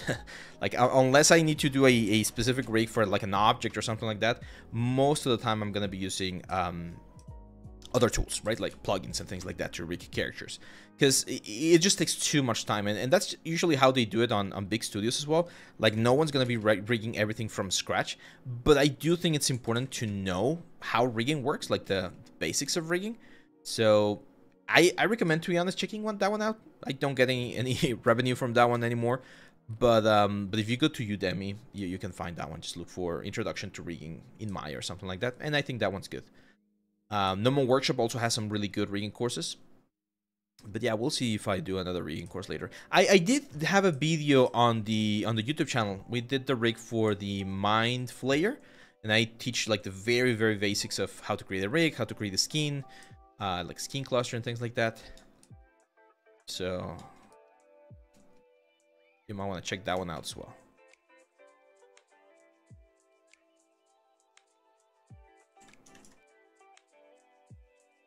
Yeah, rigging is one of those things. Oh my god, forgot to turn on. Well, that's fine. Forgot to turn on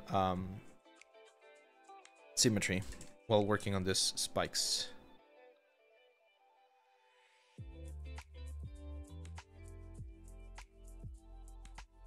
What's your opinion on using a reference from someone who hasn't replied to your request to use their concept?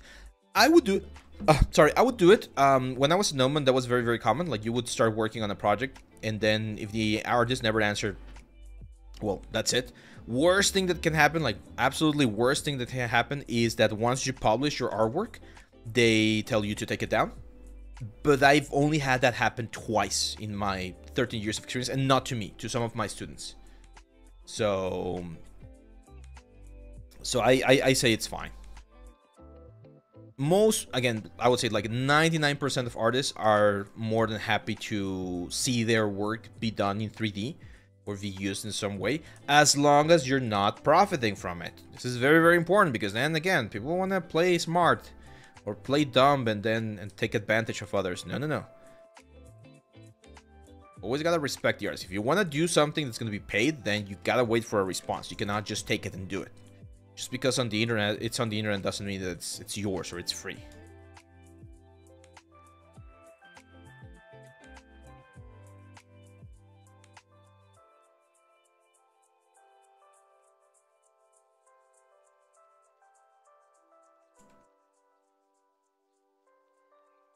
Yeah, again, usually it's fine. And again, most people, we as artists, we tend to be very disorganized, I would say. So most people don't even check their inboxes or their mails or stuff like that. Sometimes I go on LinkedIn, for instance. I don't check LinkedIn very often, and I'll have like 10 messages. It's like, oh shit, I really need to get into this. But there's so many socials and so many ways to contact someone that sometimes it's difficult to keep track of everything. Seraphine says, having issues with water cooling on my Threadripper 4 GPUs. Dude, why do you have 4 GPUs, man? What are you rendering? The next Marvel movie or something? That's crazy, dude. I've never had multiple GPUs. That's cool.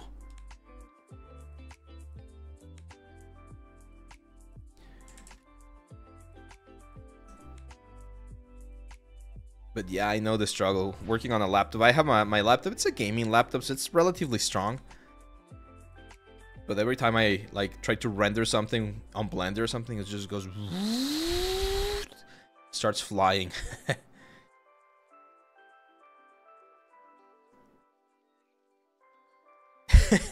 Mango says, I cannot afford one and this guy has 4.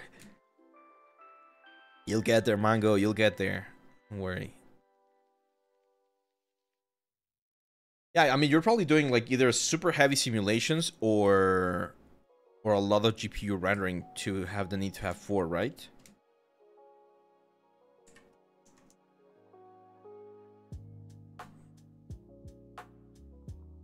There we go. Okay. Looking good, looking good.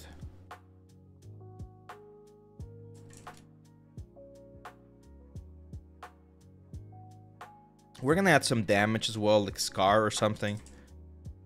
I really like how this is working. Someone posted earlier on Discord the GPU went in flames, went kaboom. Really? Well, someone mentioned yesterday, right, that their 1080 died.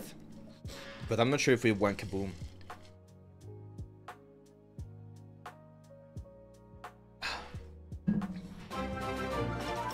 Mexican Mofo here with the sub, man. Thank you very much. Okay, I need to look at some reference. House of the Dragons. Because I want to see how they're handling like the mouth section. I feel like mine. Okay, see that? So they're not going for super heavy scales. They're going for more like a leathery skin. So more like a lizard. It's not as intense. They still have big scales, but okay, yeah, I can see that. This one has a bunch of spikes right there. See how it's flat over here? That's what we're doing. Okay, cool. So maybe just lessen the intensity a little bit. I'm just using train dynamic to clean up. I don't want to lessen it too much because again, I have experience with 3D printing, so I know that if I lessen it too much, I'm gonna lose a lot of that detail.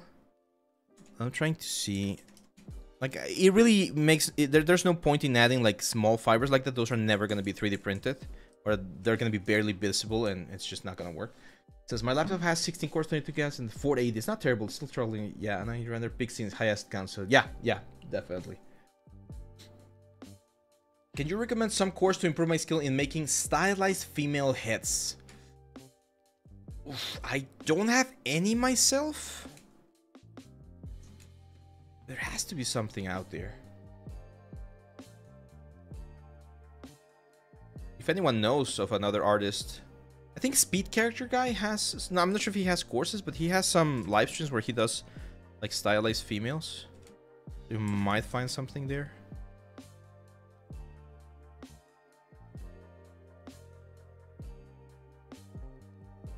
Okay. Yeah, I really like how this guy's turning out. What do you guys think? Do you like it so far?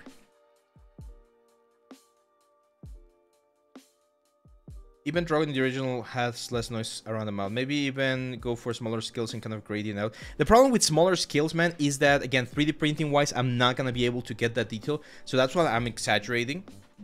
But if you look for like a D&D head trophy, you can see that they do sell one. There we go.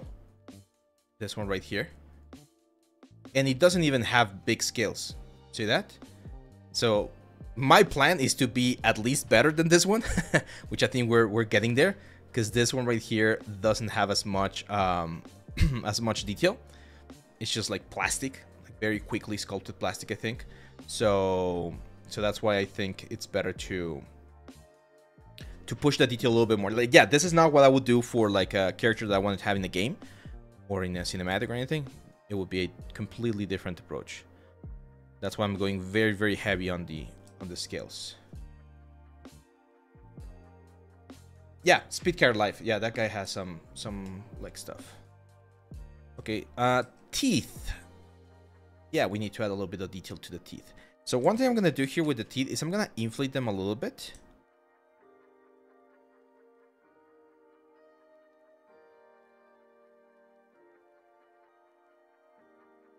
Because eventually all of this is gonna be again merged.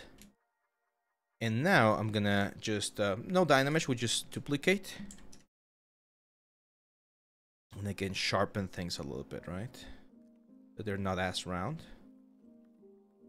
Hello Sandra, welcome. Polygon, there you go. Tadeo is also recommending Polygon. That's some lines there. I'm not sure how visible they will be, but we'll try to add them. This reminds me a lot of Rathalos from Monster Hunter. Yes. Oh, dude, I'm so hyped. They've been releasing the trailers for the new weapons, because there's gonna be like a big gameplay reveal in August. I'm not sure when exactly, but it's soon. And I'm just waiting for my weapon. Can you guys guess? Those of you who play Monster Hunter, can you guys guess what weapon I use normally? I actually use two, but there's one that has been sort of like my main for a while now. Let's see if someone can guess it.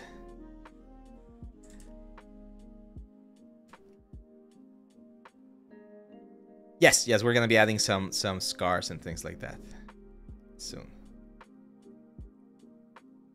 Greatsword, no, I do not do greatsword. Longsword, no longsword. Yes, Charge Blade. Charge Blade as well. Terras. I do Charge Blade as well. Ever since Monster Hunter was 4, right? When it got introduced with the Gore Magala. I've been using Charge Blade. Sometimes when I'm feeling like a little bit lazy and I don't want to spend too much energy doing all the rotations and stuff, I do bow. I like bow as well. So those are my 2 main weapons. The first weapon I tried was Lance because I was very scared of the monsters and I didn't want to get hurt. But then I realized it was a very, very simple sort of like playstyle, so I stopped using it. It's not bad, it's just like poke, poke, poke. So there's not much going on. For you, yeah, there you go. I've never been able to get the hang of Insect Glaive. That's one of the ones that I just like don't get it. I would need to really get into it and try learning it, but it's just a weird one. Yeah, the thing is, the greatsword, it's very slow, right? Like it's just like one hit, like you really gotta make it count. So my brother and I, we play a lot together, and he uses hammer, so it's a good combo, hammer Charge Blade, because he can go for the heavy hits and for the knockout pretty much, and I just go for the damage, right? So we do a good combo there with greatsword and hammer and Charge Blade.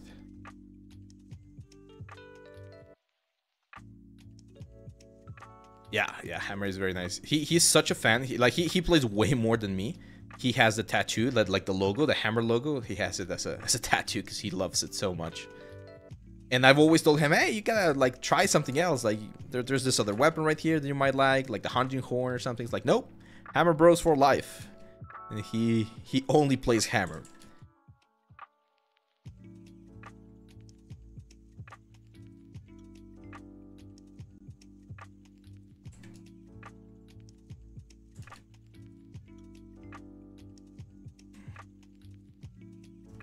Okay, let's start now with the asymmetry, guys.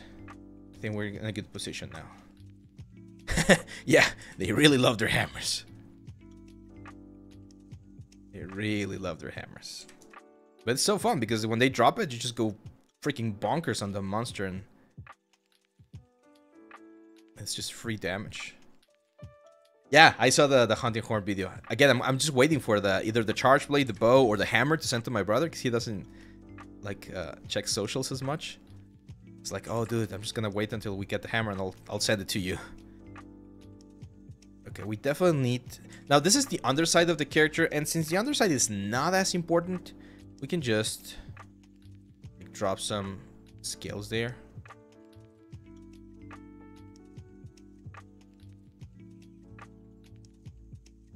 In this case, it's just noise, pretty much. We're just filling it so that there's always something interesting to look at, especially if people are looking at from below. We also are going to have to do a little bit of the neck, as you can see right there, because the neck's going to be poking out. Again, oh, this is going to be a big piece. I'm not even sure how I'm going to print. I've never printed something this big, but I really want to do it. We'll probably print a small scale version in resin, just for fun first. Oh, you know what? You know what I'm going to do? I'm going to print this one, guys, today, after we finish the stream. And I'm going to do it into a fridge magnet. I think that's going to be fun. I hope it doesn't fall because if it's resin, it's just going to break immediately when it falls. But maybe I can have it like here on my CPU or something, like a little magnet. That's... Will, what do you mean? What do you mean you don't know English? Well, you're gonna learn a lot if you stay here on the stream. How's the leg? The leg's going fine, guys. I took an X-ray on Wednesday, and you cannot see the fracture anymore. I've actually been like not walking, but at least like adding a little bit of weight on my steps. Yesterday was the first day I slept without the cast, and it was so good. But yeah, it's good. It's getting good. I'm gonna see the doctor on Monday again and see if I'm gonna need any rehab or something. But yeah, it's getting there. Watch, yeah, definitely watch your toes if this falls. Let me go to the eyes. Just gonna mirror weld. I mean, but You guys want to see something fun?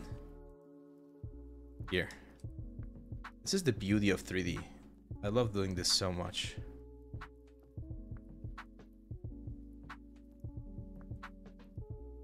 This is how we started today. Like literally like 2 hours ago. And look where we're at right now. Isn't that a freaking glow up? Isn't that what's the word? Like I just love it. I just love it. I always do this on the courses. If you guys have taken any of my courses, at the very end I showed the first like idea, and then I showed the like final result. It's like, oh damn, that looks cool. And then we can go even like earlier. Look at that. That was the first idea. We did this back in the what's the word? Back in January, I think. And it was like, yeah, I think I want to do this and that. And it's like just like playing around with how we were imagining it. And yeah, exactly. Me versus the guy she tells me not to worry about. Exactly. Any ideas how you're doing the base for it? Well, when we do the full figure, I'm not sure when that's going to be, but when we do the full figure, I kind of want him to be sort of like kind of like a leopard. You know, like a leopard hunting when they're, oh no, I didn't want to see that. Like this. I didn't want to see a dead leopard, sorry. But yeah, like this. Or leopard, let's look for leopard pouncing. I don't like hunting.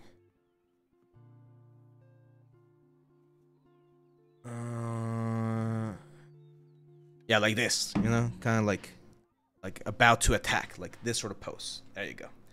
I need to buy a bunch of your courses because you can always learn more and we'll never change this mindset. Have you done any bulk buy discount? No, not yet. We did have a discount during the during our anniversary a couple of months ago. We had a discount. It was a 50% discount. That was a good discount. But no, the thing is, the platform that we're using has different tiers, and depending on the tier that you're paying for, you get a specific access to certain tools. So bundles are on the next tier, but of course they charge you more for that tier. And right now the operation is not at the level where we can afford that. However, if you're interested in buying like, I don't know, 3 or 4, send me a message on Discord and we can find something. Will says, what method do you recommend to learn all the tools that ZBrush has? Days pass by or days go by and I forget about the tools. That's a good question. Usually project-based approach is what I find the best or the easiest way to do it. A project-based approach means that you look for a project. You're like, hey, I'm gonna do like the horns of this guy right here. And then while doing that project, you learn tools. And there's a very famous quote in Español, you know this one. In Spanish is, lo que bien se aprende jamás se olvida. So if you're forgetting it, that probably means that you're not understanding it well enough. Now, there's a bunch of things here in the 3D world. Like, even, it's very funny. And this is going to sound like I'm bragging. I'm not bragging, I promise. You know me, I'm not that kind of guy. But every now and then I'll forget about a specific thing. For instance, how did I connect displacement maps in Blender?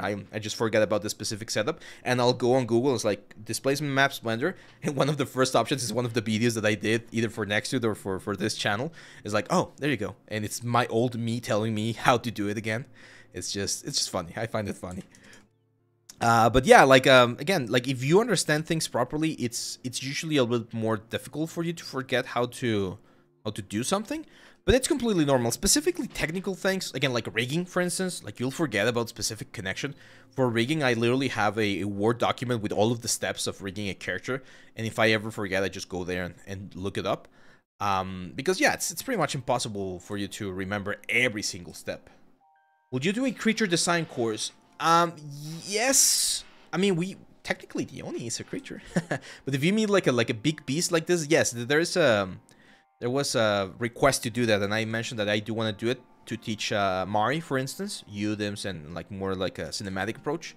So we will have something like that. Unfortunately, with the Lex stuff last month, I'm way behind in shit. So I need to really get going on there, because otherwise we're never gonna release the new course.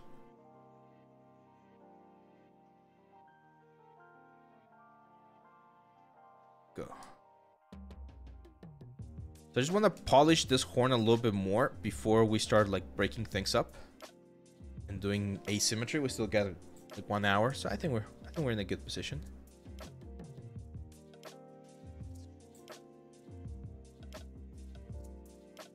Yeah, if you want to buy some of the rest, Seraphine, just send me a message on Discord and we can figure something out. Thank you, Sandra. Yeah, as I mentioned, like the leg is healing up nicely. I've been able to like make small walks, small movements here and there.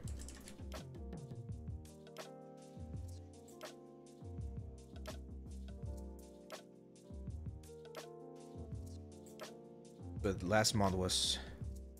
It was... I don't wish anyone to go through that, to be honest. It's not nice. Again, thankfully mine was... It was bad, but it was on the low side of bad, so it was not that bad. I was... like the doctor was telling us about other patient that got like a compound fracture where the bone was actually like sticking out. It's like, oh damn. So that would have been really, really bad. And when I fell, oh, it felt horrible. The pain was unbearable. I think I almost passed out when I fell because the pain was really, really bad. But thankfully I didn't. And I was like I knew immediately when I fell. I've mentioned this before. I fell from a ladder. The ladder slid and I fell with the ladder. So when I fell, I immediately knew like shit, I broke something. Like I knew I had broken something. I thought it was gonna be like a complete break, but it was not. It was just a fracture. It still hurt like a bitch. Hurt really bad. Is there any ways to get your courses on a discount, or are you planning to put a discount on your courses? So discounts, I don't like discounts, and I'm gonna tell you why. Okay, there's 2 reasons I don't like discounts. First of all, I have bad experience from Udemy where they would discounting, like I would tell Udemy, hey, I want my course to be, I don't know, $30, and they would discount it all the way to $10, and then I would only get $2 from the sale. So that sucks, right? And second of all, when you get something on a discount, you don't value it as much. Like, it feels cheap. It feels like it's not worth it. You don't even do the tutorial. You just buy it. Like, how many games do you have on Steam that you bought on a discount or on a sale and you haven't even played, right? So I think our courses, and you can ask anyone here in the chat, are priced fairly for the amount of information and content and techniques and stuff that I share. So I think it's a fair price. I know people that charge way more, and it's not as much. Spanish, please. ¿Qué quieres escuchar en español, Antonio? We normally speak, normalmente hablamos en inglés, pero si tienes una duda y es importante, te la respondo en español. No hay falla. So yeah, that's why I don't like doing discounts as much. We did it. We had a special discount on the anniversary because it was a special occasion, but those are gonna be rare. We're not gonna have those as much. Like when have you heard that like really good brands do discounts? Not often, right? Not often. And again, I'm sure that's why I also offer like the free previews on the courses. So if you're buying the course, that means that you like my teaching style. Do you like the way I explain things? And hopefully you will be using that information quite a bit. Antonio, yeah, so if you're new to the stream, I ofrezco cursos, tengo cursos de 3D, están en inglés, la mayoría tiene subtítulos, a algunos les faltan, pero son cursos pues del mundo del 3D. Tengo Maya, Blender, ZBrush, Marvelous, Substance, retopología, anatomía, y en estos cubro esto mismo que estamos viendo ahorita aquí en el stream, pero pues obviamente con mayor profundidad, actividades, ejercicios y demás. I was just telling Antonio there that we have all these courses about the 3D world. And I have all of these multiple softwares, which is the same thing. Like if you don't want to pay, I understand. That's fine. We have a lot of content here on the YouTube channel as well. But the best way to support this project is, of course, through the courses. Likes. Oh, yeah. I have a little goal, guys, and you can help me out. If you're on YouTube and you're not subscribed, the goal is to get to 25K subscribers by my birthday, which is August 30. So it's very, very soon. And I think we can get there. We're like 1,500 subscribers away. It's not that much, but we need your help. So if you're not subscribed, that would be great. That really helps us. Okay, I really like this sort of like texture that I'm adding here to the horns. I think it's working.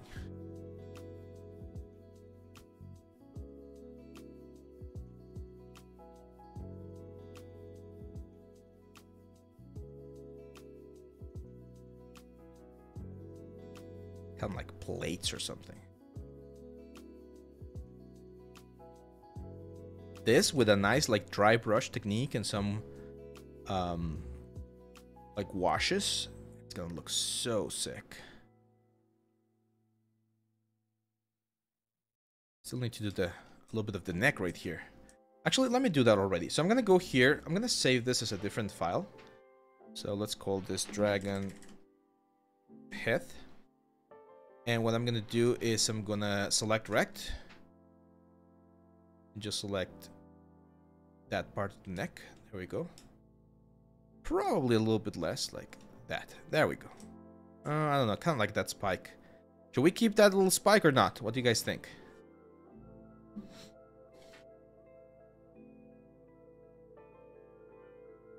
Bull Goat Armor, Elden Ring.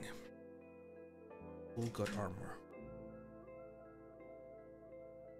Oh, wow.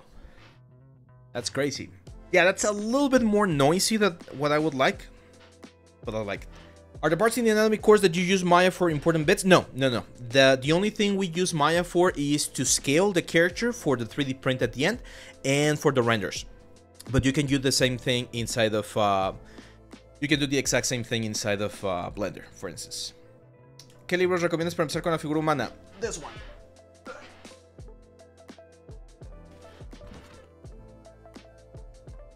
Bridgeman, Drawing from Life. Really good to understand the human form. Not only the muscles, he does go over some of the muscles, but also the forms. So he explains the different planes, the different functions, and it's very easy. There's not a lot of text, so it's mainly... This is for drawing, right? But this is a really good one. And then the other one is, of course, Anatomy for Sculptures. So if you go online and look for the Anatomy for Sculptures book, that one's also a really good one. Okay, so here for the neck, let's increase the resolution a little bit. What's that? Oh, that's a... Okay, we need to delete that sphere, so...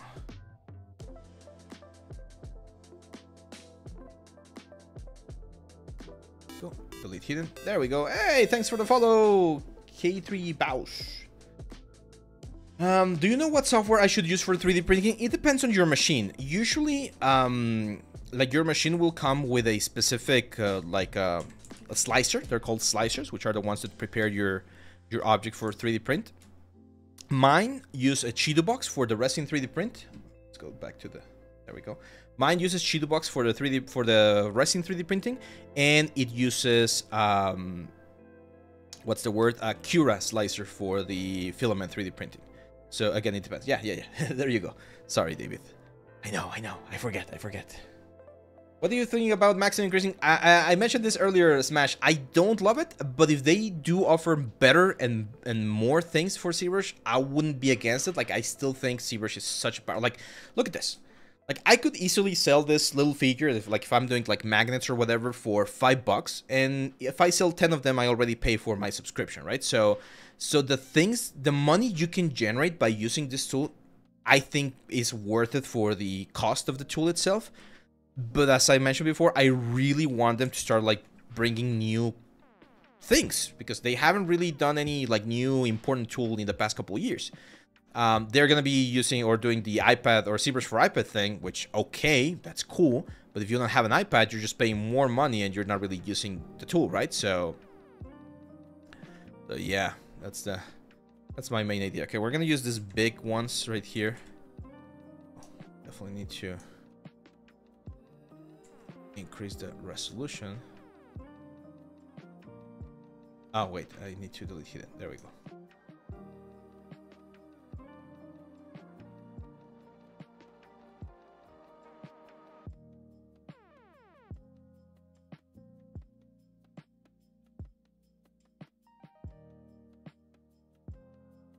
There we go. Oh, almost there.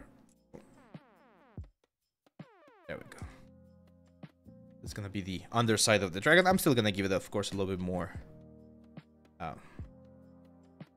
depth, right? So I'm gonna use the alpha as sort of like my construction element, and then I'm just gonna start adding more. And train dynamic to clean some of those forms. Let's see. Have you ever heard about Kinetic Rush? No, I'm not participating on that one. I'm not. It's a good one. Like, one of the things that I always recommend, guys, if you can participate on art challenges, art contents, all that kind of stuff, it's always really, really good because it's going to give you a very, like, good, like, benchmark of where you are compared to everyone else. It's also get you the chance to network and meet more people. I'm not participating because I got other things to do, to be honest. But if you guys can go there, I strongly recommend. Like, you still have like a full month. I think the deadline is like September or like the end of August. You still got like a couple of weeks to participate on that one. I participated a couple of like last year, I think, on the Epic Boss one. That one was fun.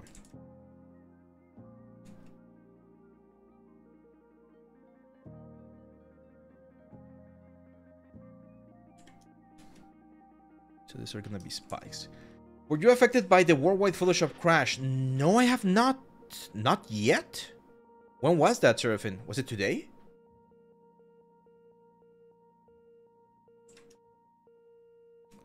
Anthony, yeah, look at this. Quite the glow up, right? Whack. And then this, and then boom, this. Yeah, we're getting there, man. We're getting there.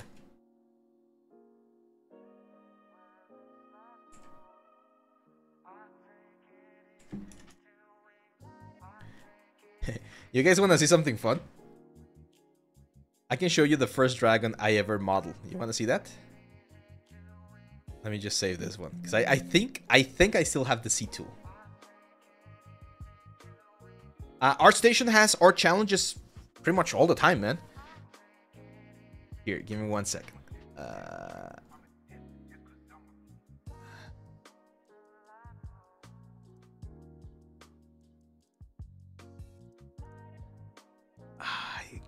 Do I have it or not?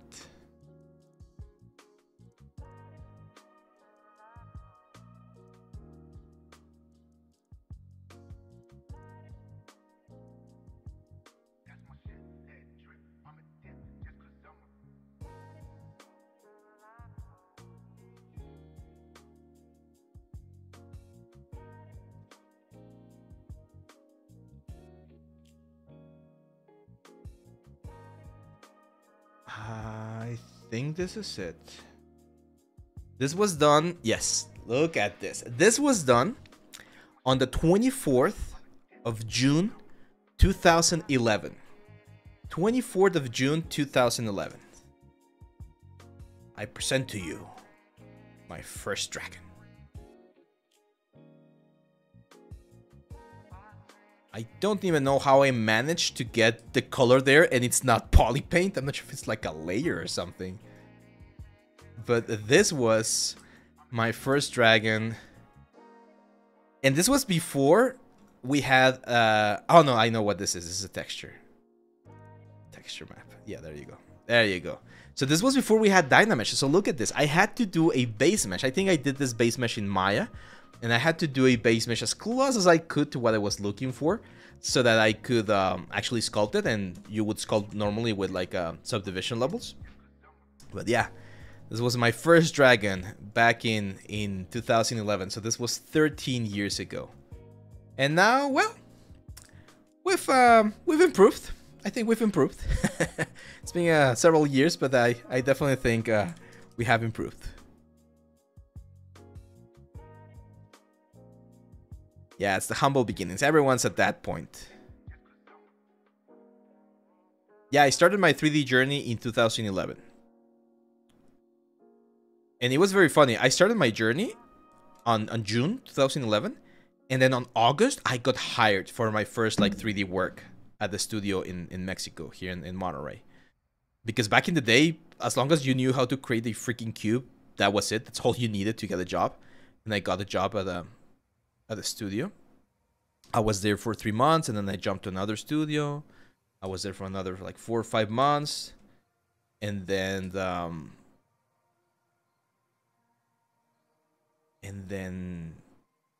went to Nomen because I realized like I still need to learn so much, so I went back to school.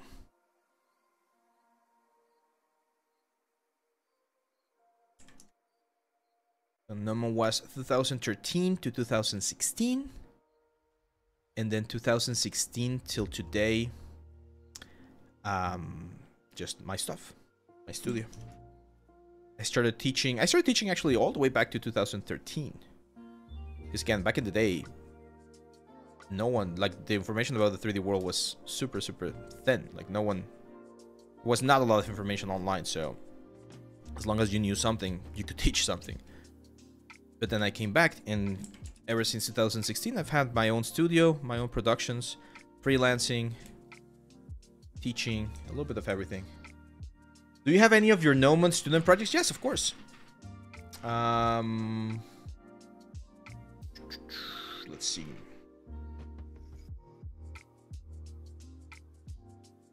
Gnomon. Oh, this is a art history. Oh, okay. So art history 1. We had to do a mix between ancient cultures and modern things. So I did Iron Man, of course, Tony Stark, as Vulcan, the Roman god. Is it Roman? Pretty sure it's Roman. Of like weaponry and like the Forge Master. It was not that good, but I was getting better. This was 2013. There you go, 2013. And then let's see. What else do I? Oh, this was fun. This was another one. This was a project that I did along with a friend of mine. His name is Jeff Hong. He did the concept and I did this 3D model. This was for... Oh, what class was this? I don't even remember what class this was. But it was like a Maya-inspired, like Zelda Wind Waker thing. Wind Waker vibe, so it was a fun one. I should have the model somewhere. This could be a good, like, hand-painted, like, exercise. This one, you guys have seen this one. This was my design. It was called a Shamvi Mara, which is my design of a monster, of a game monster. There was going to be different types. One of them had, it was piercing damage, slashing damage, and bludgeoning damage, similar to D&D, right? So you could, like, switch and match depending on what kind of this, like, minion you were going to be fighting. And later, a couple of years later, I actually did this, yeah, exactly, for the rigging course. So I did this, I didn't do it for the rigging course, but I used it for the rigging course, and I rigged this character, so I have it somewhere. It's like a game-ready model. This right here is my D&D character. His name is Vindu, and he's a Vanara from 3.5. And there was a class where we had to do, again, like, variations of, like, assets and things like that. I've never been good. Oh, I did a comic. Oh, I love this one. So we had to do this class. Oh man, this brings back memories. So I've mentioned this before, that one of my favorite books that I have over here is this one. It's called Elf by Song-Gu Kwon. You should look him up. He's a really good artist. And Song-Gu gave us this class. It was a character design class. And it was traditional, so we had to do, like, learn how to ink and how to draw and things like that. So our final project was this. We had to do a comic page, and you had to come up with the storyboard, with the narrative, with everything. And I came with this. I always do this sort of, like, things. Remember I talked about, like, telling stories and things like that. So this one was a fun project. So the first year at Gnomon, when I was there, it was all about, like, traditional stuff. There we go. So this was the sculpture that I did for my sculpture class. Very sort of like a Pan's Labyrinth sort of thing. And I cannot show all of them because there's some nudity in some of these ones. But this was the thing that I presented as my portfolio to then get into the second year of the program. And in the second year is where I actually got into, what's the word? Into 3D, right? So we were doing, like, 3D stuff. So for Intro to Maya, it's not that one. Where is it?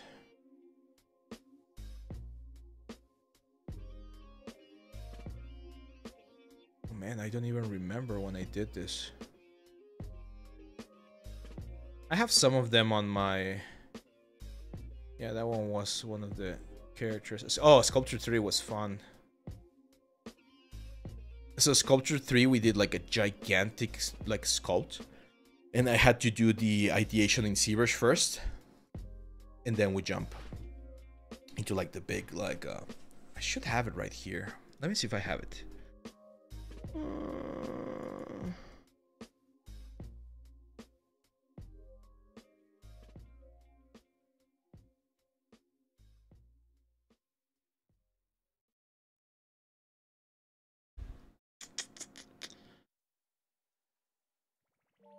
Ah, there you go.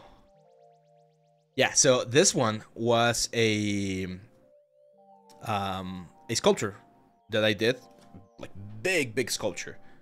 This was really big and real size, and it was part of the sculpture 3 class. Very fun. Now I see it and I see a bunch of mistakes. Like I could definitely have pushed this way more, but back in the day, well, this was my level, right?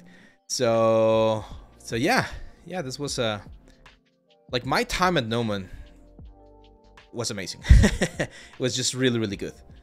I learned so much. Do you need a degree to get into the industry? No, you don't. But I'm not gonna deny that you do get a lot of connections when you go to school. Like, one of the main things that I think you get from school are the connections, your classmates, your peers, all of that stuff. Did you use the get shit done method on your workflow? What do you mean? What's that method? What do you mean by it? I probably do, but can you elaborate on what that method is? Or how you see that method?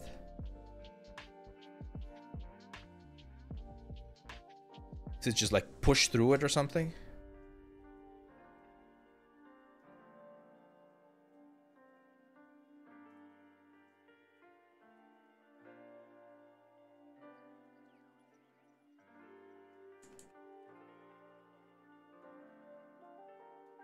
Thank you, my friend. Thank you, and welcome to the stream.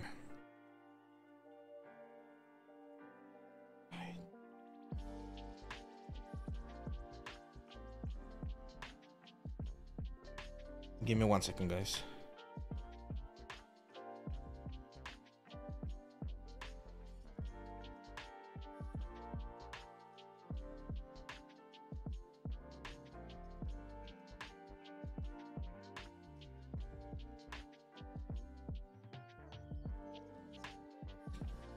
My grandma is calling, and normally she doesn't call, so I'm just making sure that everything's fine.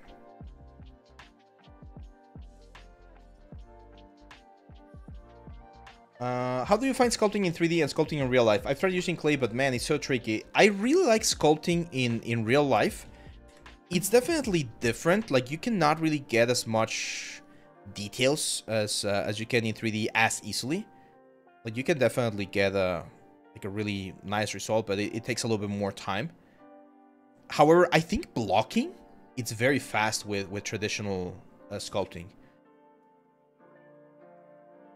Like, I really like the process of blocking with traditional sculpt.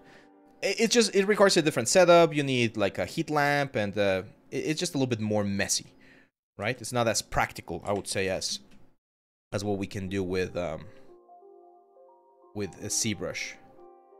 But I like it. See, remember I talked about like happy little accents? Like this, like banding that I'm getting from the alpha kind of looks like cuts. So I don't mind it. I'm just gonna leave it right there. Kind of gives a little bit of an interesting damaged look to the whole thing. It's a method when you do a planification for project. I need to. Oh no, I don't do that. I need to do that a little bit more. I definitely need to be a little bit more organized. But no, I don't plan ahead as much. Like, I have a general idea, for instance, with courses, right? Like, I have a general idea of the tools that I need to teach. I plan ahead, like, the main vibes of the chapters. Like, okay, chapter 1 is going to be this. Chapter 2, we're going to go over this. And then I just start recording. It's like, okay, let's say I recorded blocking. It's like, okay, cool. Now what's next? Oh, I need to do secondary forms. Okay, so I record secondary forms. And I just go with the flow, pretty much. Unless it's a very technical part. For instance, for rigging, when I did the rigging course, on that one I did plan things ahead a little bit more, because it's like, okay, I need to do IKs, FKs, and since like I usually work backwards. So for instance, if I need to teach you how to do like an FK IK system for the leg, first I'm going to teach you what an FK IK system is. So I'm going to do an example of an FK, an example of an IK, and then we introduce that into the main rig, right?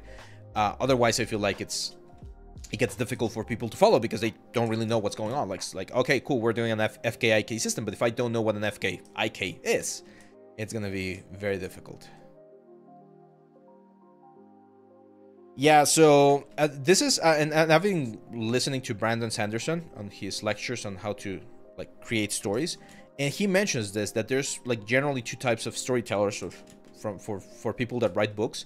One of them, like him, he has like a general outline of what he wants, like a general plan of the whole process, and then he goes in and fills in the in-betweens pretty much.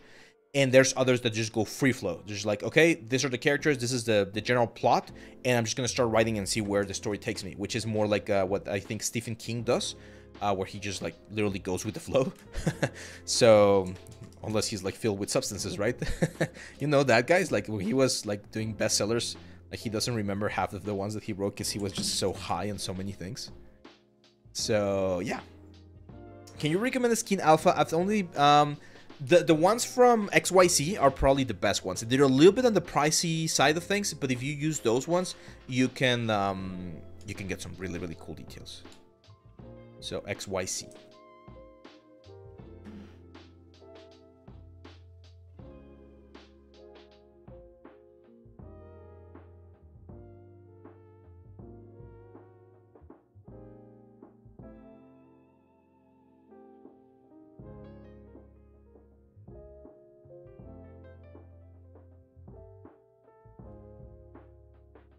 There we go.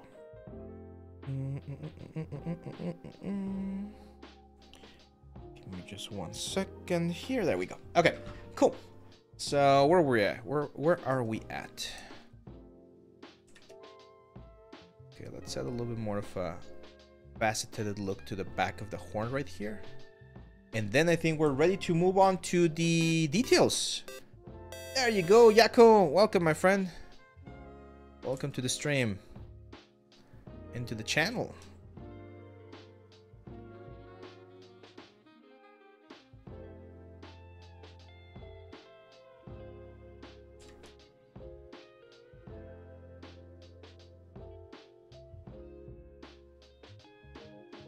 So when I ask someone who puts so much effort into his work, how to play, fight, everything, it's all in my head. So yeah, okay. Here's the thing: the more you do something, the less planning you need to do, right? So for instance, if you're learning how to cook and you want to bake a cake, you're gonna follow the instructions on the box, right? Like that's the easiest way for you to get a good result at that point. But if you've been baking cakes for the past 10 years, you don't know the instructions anymore. You already know and you have a feel of what things needs, and you can easily troubleshoot, right? Like if you feel like the mix is too soft or too hard, you can add more water or add more thing or something like that. So so that's how it works, and it's the same thing here for the 3D world. Like if you already, like if I already, because I've been teaching again for the past like 10 years or something, so I already know what methodologies work for teaching, and therefore I don't need to plan things as much. Like you can drop me in a classroom and tell me, hey, today we're gonna cover UVs, and I already know how to explain UVs in a way that's gonna be easy for everyone to understand, because I've done it so much. But when I started, I always had to plan activities, plan like how I was gonna approach things, try to divide, like, okay, for instance, if the class is gonna be 1 hour, what am I gonna cover in the first 15 minutes? What am I gonna cover in the next 15 minutes? What am I gonna cover at the end of the class? And then there's gonna be some room for questions. So that kind of stuff I did back in the day. Nowadays, unless I'm doing a topic that I'm really like out of the loop for, like I'm really not prepared, I usually know how to explain things. Bienvenido, mi estimado, desde Canarias, excelente. Ya, también hablo español, yo soy de México, pero aquí estamos. Welcome, my friend. Okay, so do we add a big scar on one of the eyes, guys? Like one sort of like big crisscross scar. I think that's gonna be a good idea. But which eye should it be? Should it be right eye or should it be left eye? What do you guys say?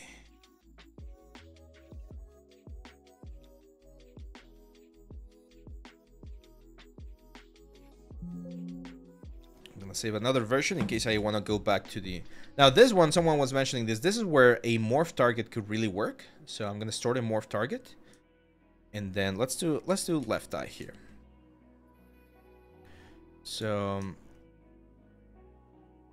gonna mask out the area. It's gonna be a big one, so it's gonna be all that thing right there. Now, there's two types of scars, ones that go in and ones that go out. I think for this one, I'm gonna go with the one that goes in.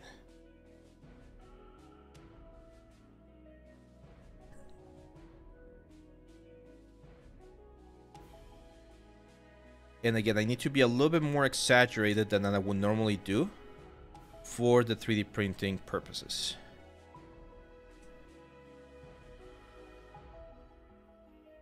Thank you, man. Thank you. Yeah, the industry right now, man. Said it before. It's the worst it's been ever since I started, like, my 3D career. It's the worst I've seen it. But everything is cyclical, so hopefully things will get better.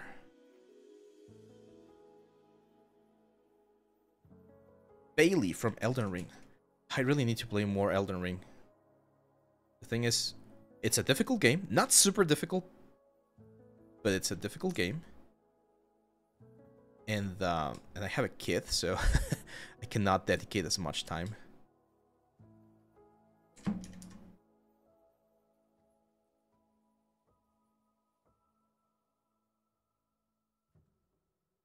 The more you train it, the more you muscle. Exactly, it's muscle memory, and it's more than that. Like, yes, that's right. Like, that definitely helps, but it's also the fact that your understanding of the process becomes way more specialized. So I've had a lot of students, for instance, where I ask them, "Hey, explain to me what a normal map is. Like, really give me the details of what a normal map is." And they don't know. They know that the normal map holds details, but if you ask them, like, why is it a 3-color map?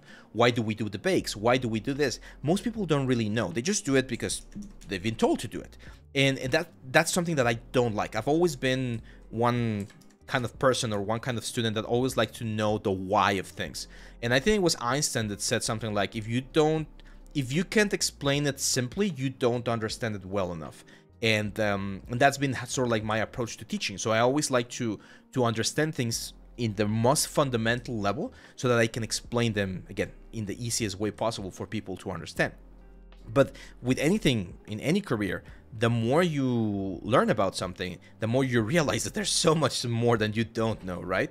So that's why I have the motto that we have, always learning, always improving, because you need to realize that there's going to be more and more information that you need to learn about so that you can become really good at whatever it is you're trying to learn.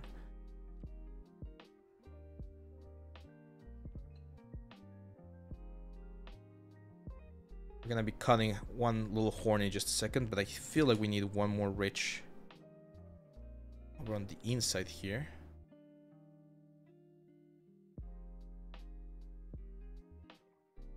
Oh no, Curiosity is an amazing tool, man. Like, for instance, it really baffles me. My brother, the one that I was talking about, the guy that plays the hammer with the Monster Hunter, he's really talented. He's he studied industrial psychology. It's not called industrial psychology, but psychology linked more towards like things like human resources and things like that. He currently works for an insurance company. So he's really good with people. He's very extroverted. He knows how to convince you. He's very passionate and strong about how he shares his how he does his work and stuff. But he hates technology. Well, he doesn't care about technology. So I've literally had to go to his house like several times when we were playing Monster Hunter. It's like, hey dude, my microphone is not working. Like, I cannot hear you, or I cannot speak. What the hell? And I'm just like, hey, just go to properties, devices, check which one is the input, the output. And he's like, dude, you're talking in Chinese. I don't know what you mean, and I don't care. So just come here and fix it. It's like, oh man. So he doesn't have that curiosity of wanting to learn how certain things work, especially again computer things. And I always find it funny. But that's the thing. Like, everyone decides what things you want to like spend your time on and which ones you don't want to spend your time on. So I don't judge him. It's just that I do think, especially for our field, this creative field, being curious is very, very important, because that curiosity is what's going to drive you to learn new techniques and new things. Do you have any advice for one of the steps in organic modeling? I mean, I'm a hard modeler, but I'm feeling stuck down. You got all the principal volumes, and I start to increase the subdivision levels to smooth surface, but I get lumpy surface. Yeah, so planes, my friend Jaco. One of the best things you can think about is planes. And the planes of the face, the planes of the muscle. So every single thing, for instance...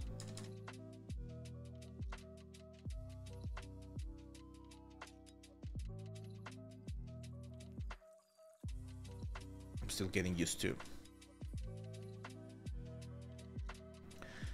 Krita. trying to leave some of the Adobe things behind in case, you know, stuff gets intense later on.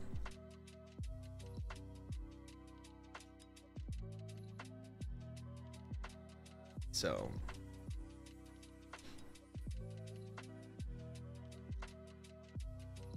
there you go.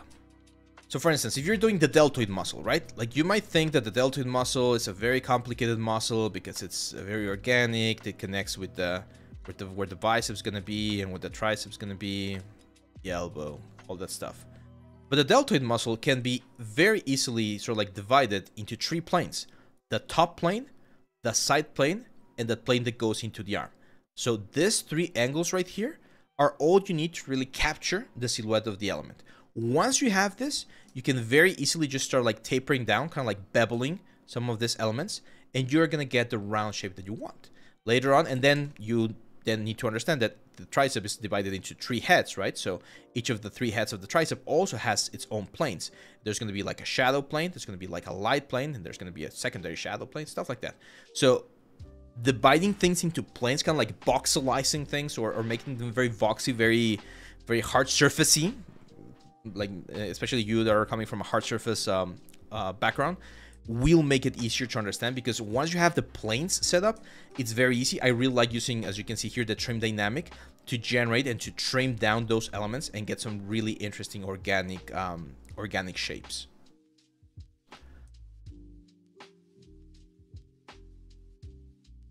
Now here we definitely need to add a little bit of the elements for where the horn is coming out from.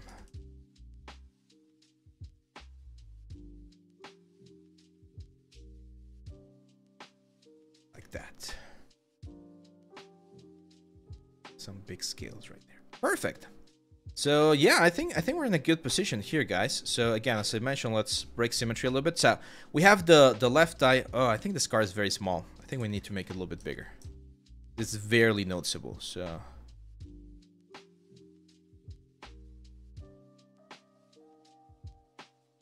I don't want to remove the eyelid.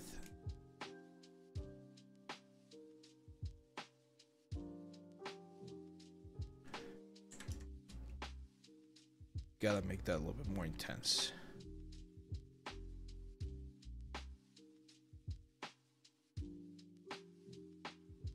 This this is gonna be for 3D print, man. We're not even bothering about the whole pipeline. We're just gonna be 3D printing this. It's a little bit better. Paint is definitely gonna do a good job on showing that scar right there. I'm gonna add a couple more hits on the top of the head, like slashes, and then let's break this one right here. So I'm just gonna grab my select lasso, break symmetry, of course, and break that horn right there. Maybe even add like another hit right there, maybe another one like, and that one's a little bit too weird. No, we gotta be very smart on where we add these damages, because otherwise we're compromising the integrity of the horn. So lead hidden. There we go. And now that we have those holes, of course, we need to add a little bit of damage. I think we're gonna be able, yeah, we're gonna be able to 3D print this. And someone was asking, who was asking about the support setup? We're gonna talk about that in just a second. We also talk about that on the anatomy course. But I wanna just bring this. We're gonna do the magnet first, okay? So we're gonna do a small magnet here. So that's gonna be one damage horn right there.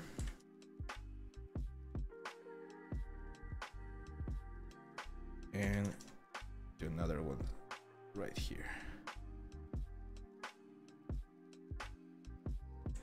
Of course, we add the like the noise, right? Just general noise for the detail.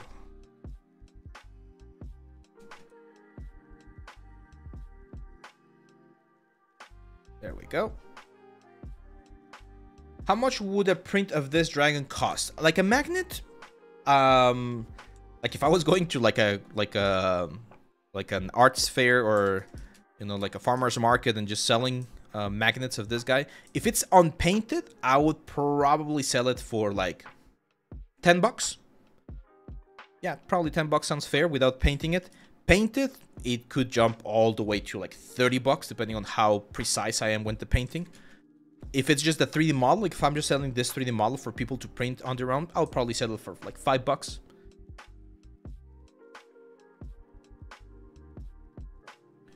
It depends. Usually with this kind of stuff, you gotta think about the volume, right? Because if someone asks me, hey, can you do a dragon for me? I'm not gonna charge them $5. Of course not. Like right now, I've spent probably like 6 or 7 hours on this character alone. So it would make no sense to just charge $5 for the whole thing. But if it's a product that I'm going to be selling, well, that's a different story. How much would it cost to produce? Yeah, again, like if I'm gonna produce it and I'm gonna sell it, and I'm gonna sell it by volume, like I'm expecting to sell 100 units of this guy, then again, $5 I find it fair. It's gonna be $500 for just this head right here, after you sell 100 units, right? But if it's something that someone is asking you to do for like a game or something like that, whew, it can go really, really, really high, man. We've talked about this before. Pricing depends on a lot of factors, but it can be very high. Like nowadays, the average sort of like junior position for someone who's doing like modeling is like $25 per hour. So if this is going to take you 10 hours to do, you're looking at least $250, right? But it's like a full character with retopology and things like that, it's going to take you 100 hours. So you're going to be paying $2,500, right? So it changes. It's a lot of there's a lot of variation. It's not the same for it to be just like a like a model here than it is to be a like a complete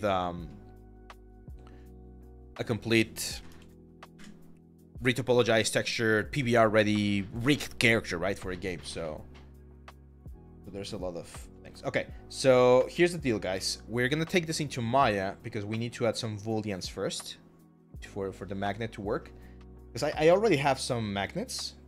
I bought some magnets, and they are 6 millimeters by 2 millimeters. Okay, remember that one because I'm gonna need that number. 6 millimeters by 2 millimeters. So what I'm gonna do here is first I'm gonna save, of course. And now I am going to combine everything. So I'm going to go subtool and just merge visible. There we go. We're going to have everything merged into a single subtool. I'm going to go with a very high resolution, like 1000, and dynamesh everything. This is very, very important. We need to dynamesh everything so that everything is what we call a watertight mesh. So there's absolutely no, what's the word? There's no tools that are separated from each other. Every single border has now been closed. And again, with a high enough resolution, as you can see right there, everything should be, like, all of the details should be kept. And as you can see, yes, like, most of the detail is right there. Now, I'm going to do something here. I'm going to go to my masking, and this is from experience. I'm going to go to my masking, and I'm going to mask by cavity. So over here, there's a function that's called mask by cavity, and I'm going to mask by cavity. As you can see, all of the cavities have been masked. I'm going to invert that mask, and then I'm going to go to deformation over here, and I'm going to inflate this down just a little bit. So what this is going to do, as you can see right there, is just push the whole cavities in, okay? So it just gave me a little bit more depth. And it looks like shit right now. Actually, I might need to soften the mask a little bit there. So before that, I'm gonna go and on the masking, I'm gonna soften the mask. So I'm just gonna blur the mask one. There we go. And then we're gonna again inflate this down. And what this is gonna do is it's kind of like adding a sharpen to all of the detail, because again we lose a little bit of that detail on the 3D printing due to the 3D printing process. So again, inflate just a tad bit in. There we go. Almost nothing. Just a little bit more. And as you can see, that again gives us like a crunch on the details. And this is so that when we 3D print, especially because we're going to be 3D printing it relatively small, we're not going to lose a lot of the details, right? Another thing that I need to do is I want a perfectly flat surface on the back. So I'm going to go and grab my knife brush, and I'm just going to cut a perfectly flat surface here on the back of the character. Let's hope it doesn't crash. It might crash. But let's hope it doesn't. This is where the distils start like freaking out. It crashed. That's fine. That's fine. We saved. See, that's why I'm not worried about that kind of stuff.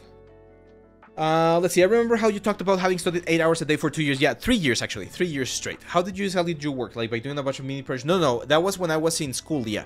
So, and again, this is why I mentioned that everyone's a little bit different, right? Like everyone has different opportunities. Everyone has different privileges, or however you want to call it.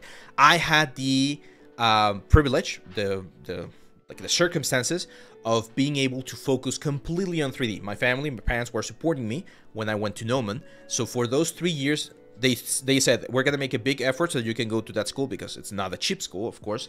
And they say the only thing you need to do is make sure that you get the best out of it. Like get as much value as you can, study as much, work as much as you can. So Noman opened at 9 a.m. and it closed at 1 a.m. And most of the time I was there like from when it opened all the way until it closed, because you would have classes all throughout the day. So it was a little bit, it was interesting. Again, there was classes all the time. And that's how I just like worked all the time. I did sacrifice a lot. Like I got super, super fat. I'm not skinny right now, but I got even fatter at that point because my health was not my priority at that point. Unfortunately, it should have been. I didn't really go out or anything. It was just like completely focused on 3D. But that did give me a lot of, again, experience. Like I got a lot of like hours, like worked hours at that point. I'm gonna do the knife curve before we do the merch. Let's see if that works a little bit better. No, it's gonna crash again. No, that's unfortunate. Do you still do anatomy practices now? Yes, I do. Every now and then I will do some of them. Oh, there, it worked. I'm not sure if it worked. I don't think it worked.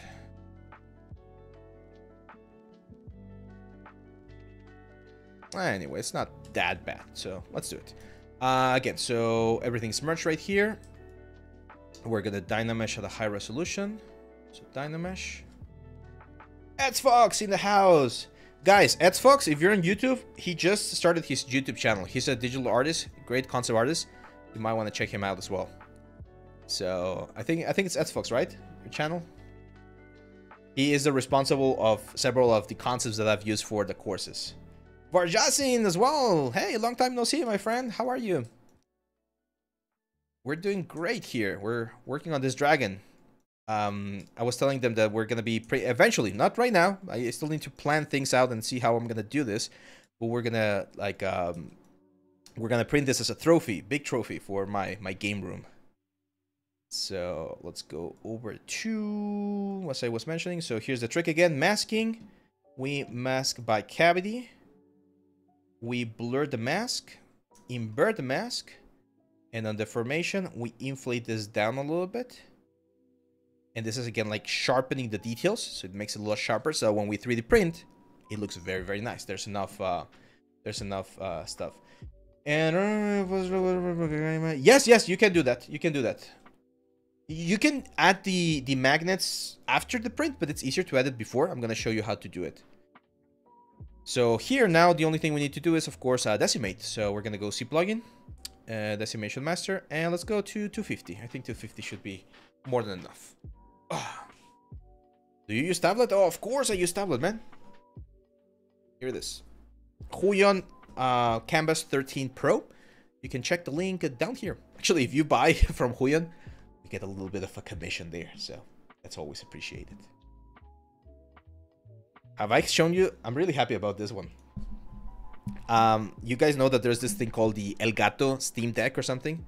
Well, it's very expensive, so I got a macro button instead, and I 3D printed my own little Maya button right there. I'm going to be 3D printing more of the software, so now I have a shortcut. Anytime I need to open Maya, because it crashed or something, I just click on that button, and we go to Maya. Okay, so 250, as you can see, we don't lose any detail. All of the detail is there. Everything is merged. Things are looking good. So we're going to go export.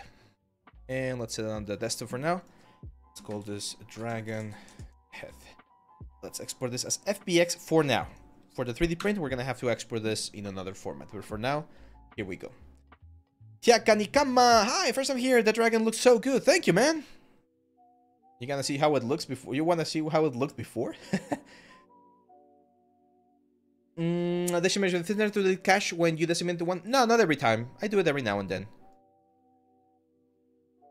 Okay, so again, let's show the glow up.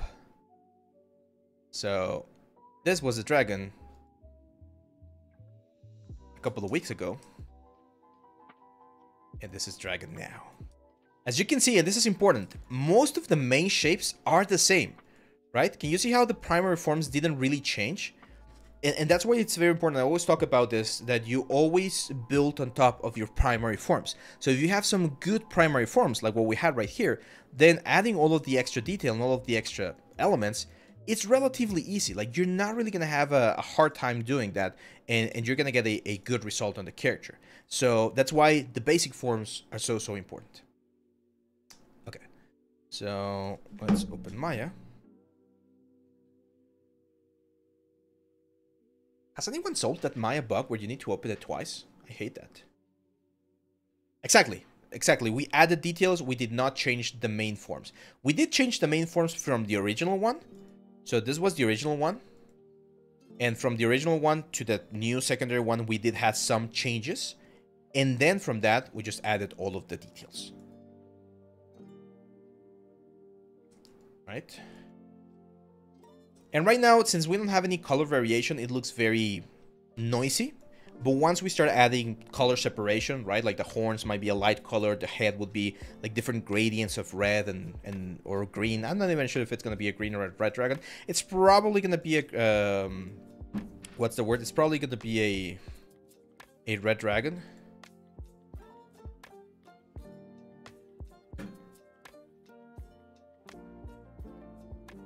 The hell? Why is it not opening now? How many hours have you invested in this? I would say about 8 hours, I think. This is the third time we're doing this on the live stream. So probably about 8 hours.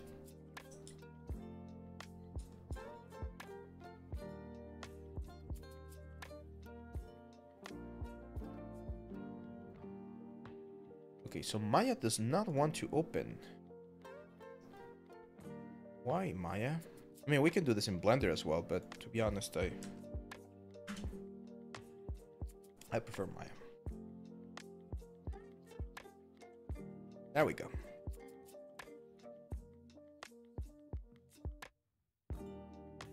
Did you texture this dragon? No, we haven't textured. This is just the high poly.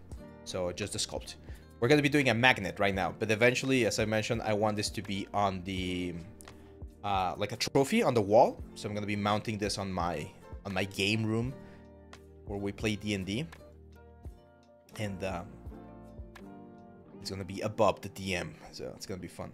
Have you ever been in a situation where you're designing something, you have a rough idea in your head and what to do, but when it comes to modeling it, you're clueless what to do, where to begin? When I was starting, yes. Nowadays, it's a little bit difficult, again, and this is based on what I mentioned before. As you get more experience, you start getting...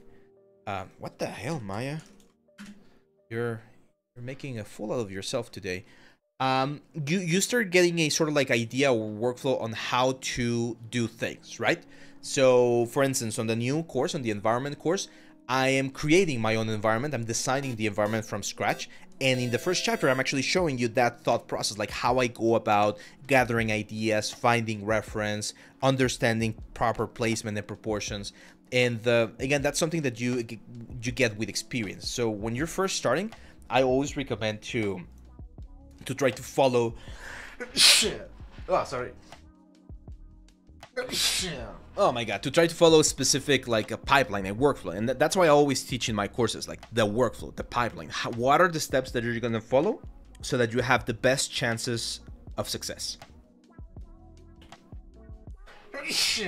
Oh my god. Okay, so this is the dragon head.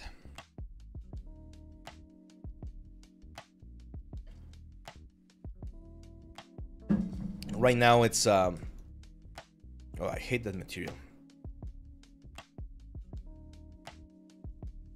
There we go. Look at that. Oh, looks sick. Okay. So I think we're gonna print like a, let's say 8 centimeter, 8 by 8 by 8, like magnet. So it's gonna be relatively big. So if I create a cube here and I set the scales to 80, this is the size that the magnet needs to have. So I'm gonna go side view, and it's gonna be roughly around 8 centimeters. So it's not gonna be exactly 8 centimeters. It's gonna be a little bit smaller. 8 centimeters. Yeah, I think it's a good size for a magnet. Let's make it just a tad bit bigger. There we go. Something like that. Okay. And now, what were the measurements that I told you about, guys, for the magnets? So it was 6 by 2, right?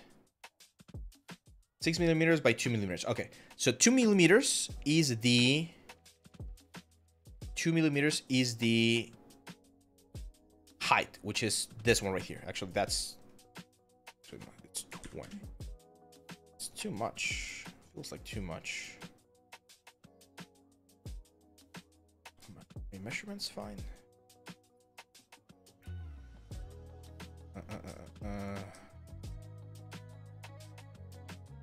My math is not working right now. So 2 millimeters by 6. So radius is 1. Is that in the radius of 3? The height of 2. That looks like it, but then this thing's gonna be massive.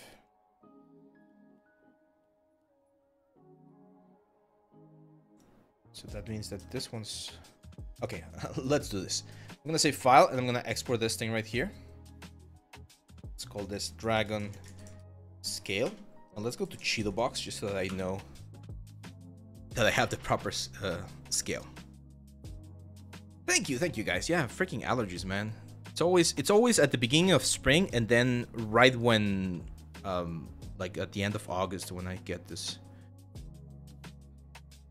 Oh, my bad. Very important. When you export for 3D print, you need to export in OBJ format. Most of the slicers do not, or STL. Most of the slicers don't like FBX.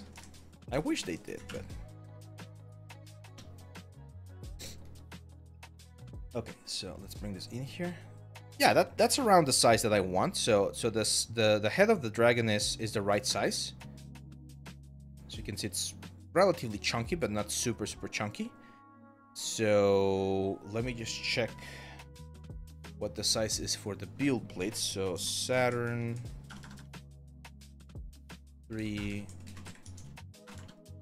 build plate size. So it's okay. So the small one is 120. So this is 120 millimeters. Well, then the magnets are really small.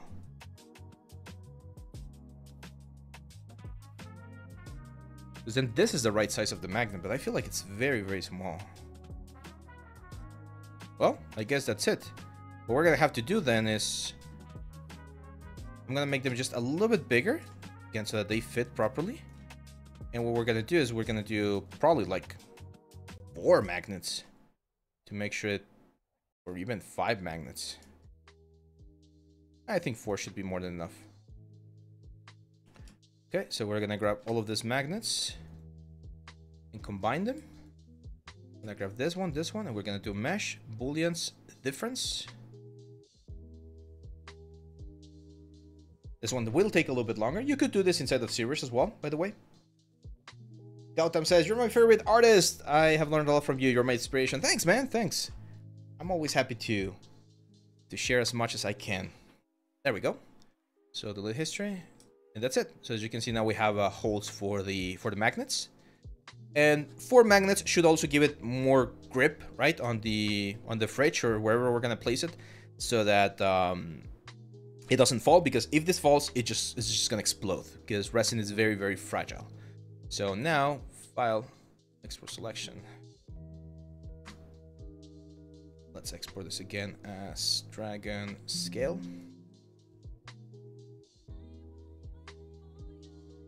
let's grab it again as dragon scale. Perfect. So supports, because this is always a question that people get. How do we support this thing? Very easy. We just grab this like this. Well, first of all, we need to orient it a little bit. So for this one, I'm gonna orient it probably like this, so 90 degree. Make sure that the shadow there is not going outside of the island, because the most resolution that you're gonna get on a 3D printer is always gonna be sort of like on the Z-axis, because that's the levels that you have. So the more we can feed it, it's the better. But also we want to avoid having a really intense cross section. Actually, something like this might be even better. Now my kid loves all of this fantasy stuff. I literally have a book that's called it's from Cobalt Press. Tome of, I think it's this one, Tome of Beast 3 or something like that. She loves going through it. She's like, oh, this is so cool, I love it. Ooh, scary. She loves this stuff. So I have it literally at the house, and she likes going through all of the monsters. So this is the best one, as you can see. Why? Because we have the least cross section. We have the most like height here for the dragon as well. So we're gonna get a lot of very cool detail, and all of the things are pointing up. So ideally, we're not gonna need as many supports. So what I like to do is I like to go first to the medium supports, and I just like to do automatic supports here. It's gonna give me a very like interesting base of the automatic supports here for the base. And then you need to go all the way down here to where it first starts like being born, and I like to start adding some heavy supports as well, at least in the first couple layers. And anytime I see like an island, so for instance, see how that island's a little bit difficult, so I might add a couple of light supports here as well. You want to add as many like supports as you need, but you also want to hide as much of the detail as possible. So for instance here, see how the horns are gonna be born right there. So those islands, they're very big islands for the amount of supports, so I'm gonna add more supports. It's always easier to just like sand some of those supports down than it is to first lose the print. You never want to lose the print, of course. And you also don't want things to wobble. So since this is a very big area, I prefer to add way more supports, so that it doesn't wobble and we get like a line or anything. And even though the automatic support should catch most of the islands, sometimes you will get like that one right there. See that island right there? So that island is handled by a single support. That's like very little. Sometimes I will even support the supports to make sure that I have enough force there to make sure that things don't fall. And that was just a matter of like observing. I'm observing everywhere and making sure that there's no weird islands. There we go. So we got a couple more here. Now these ones are smaller, so we can definitely go with a small support.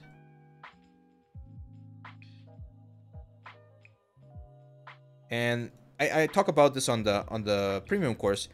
I prefer to over support things and then clean up in post-production than to not support enough. Because if you don't support enough and the print fails, you lose all that resin.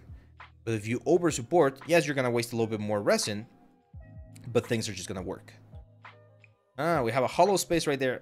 Not ideal.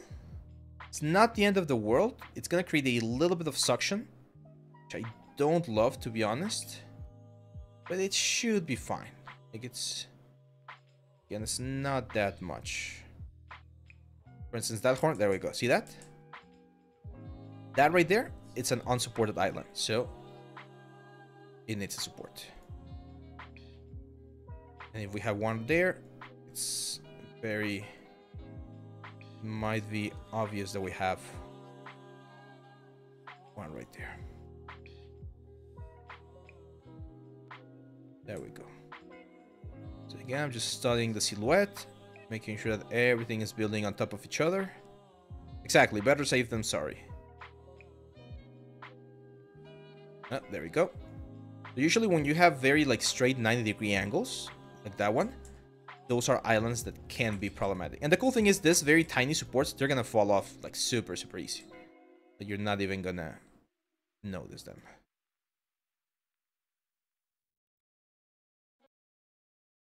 There's another slicer that I've been wanting to try.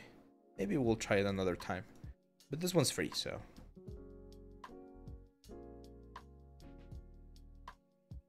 we go. Oh, another 90-degree there. That's not as steep. As you can see, there's a little bit of an angle. So things seem to be building on top of each other. But again, better safe than sorry. So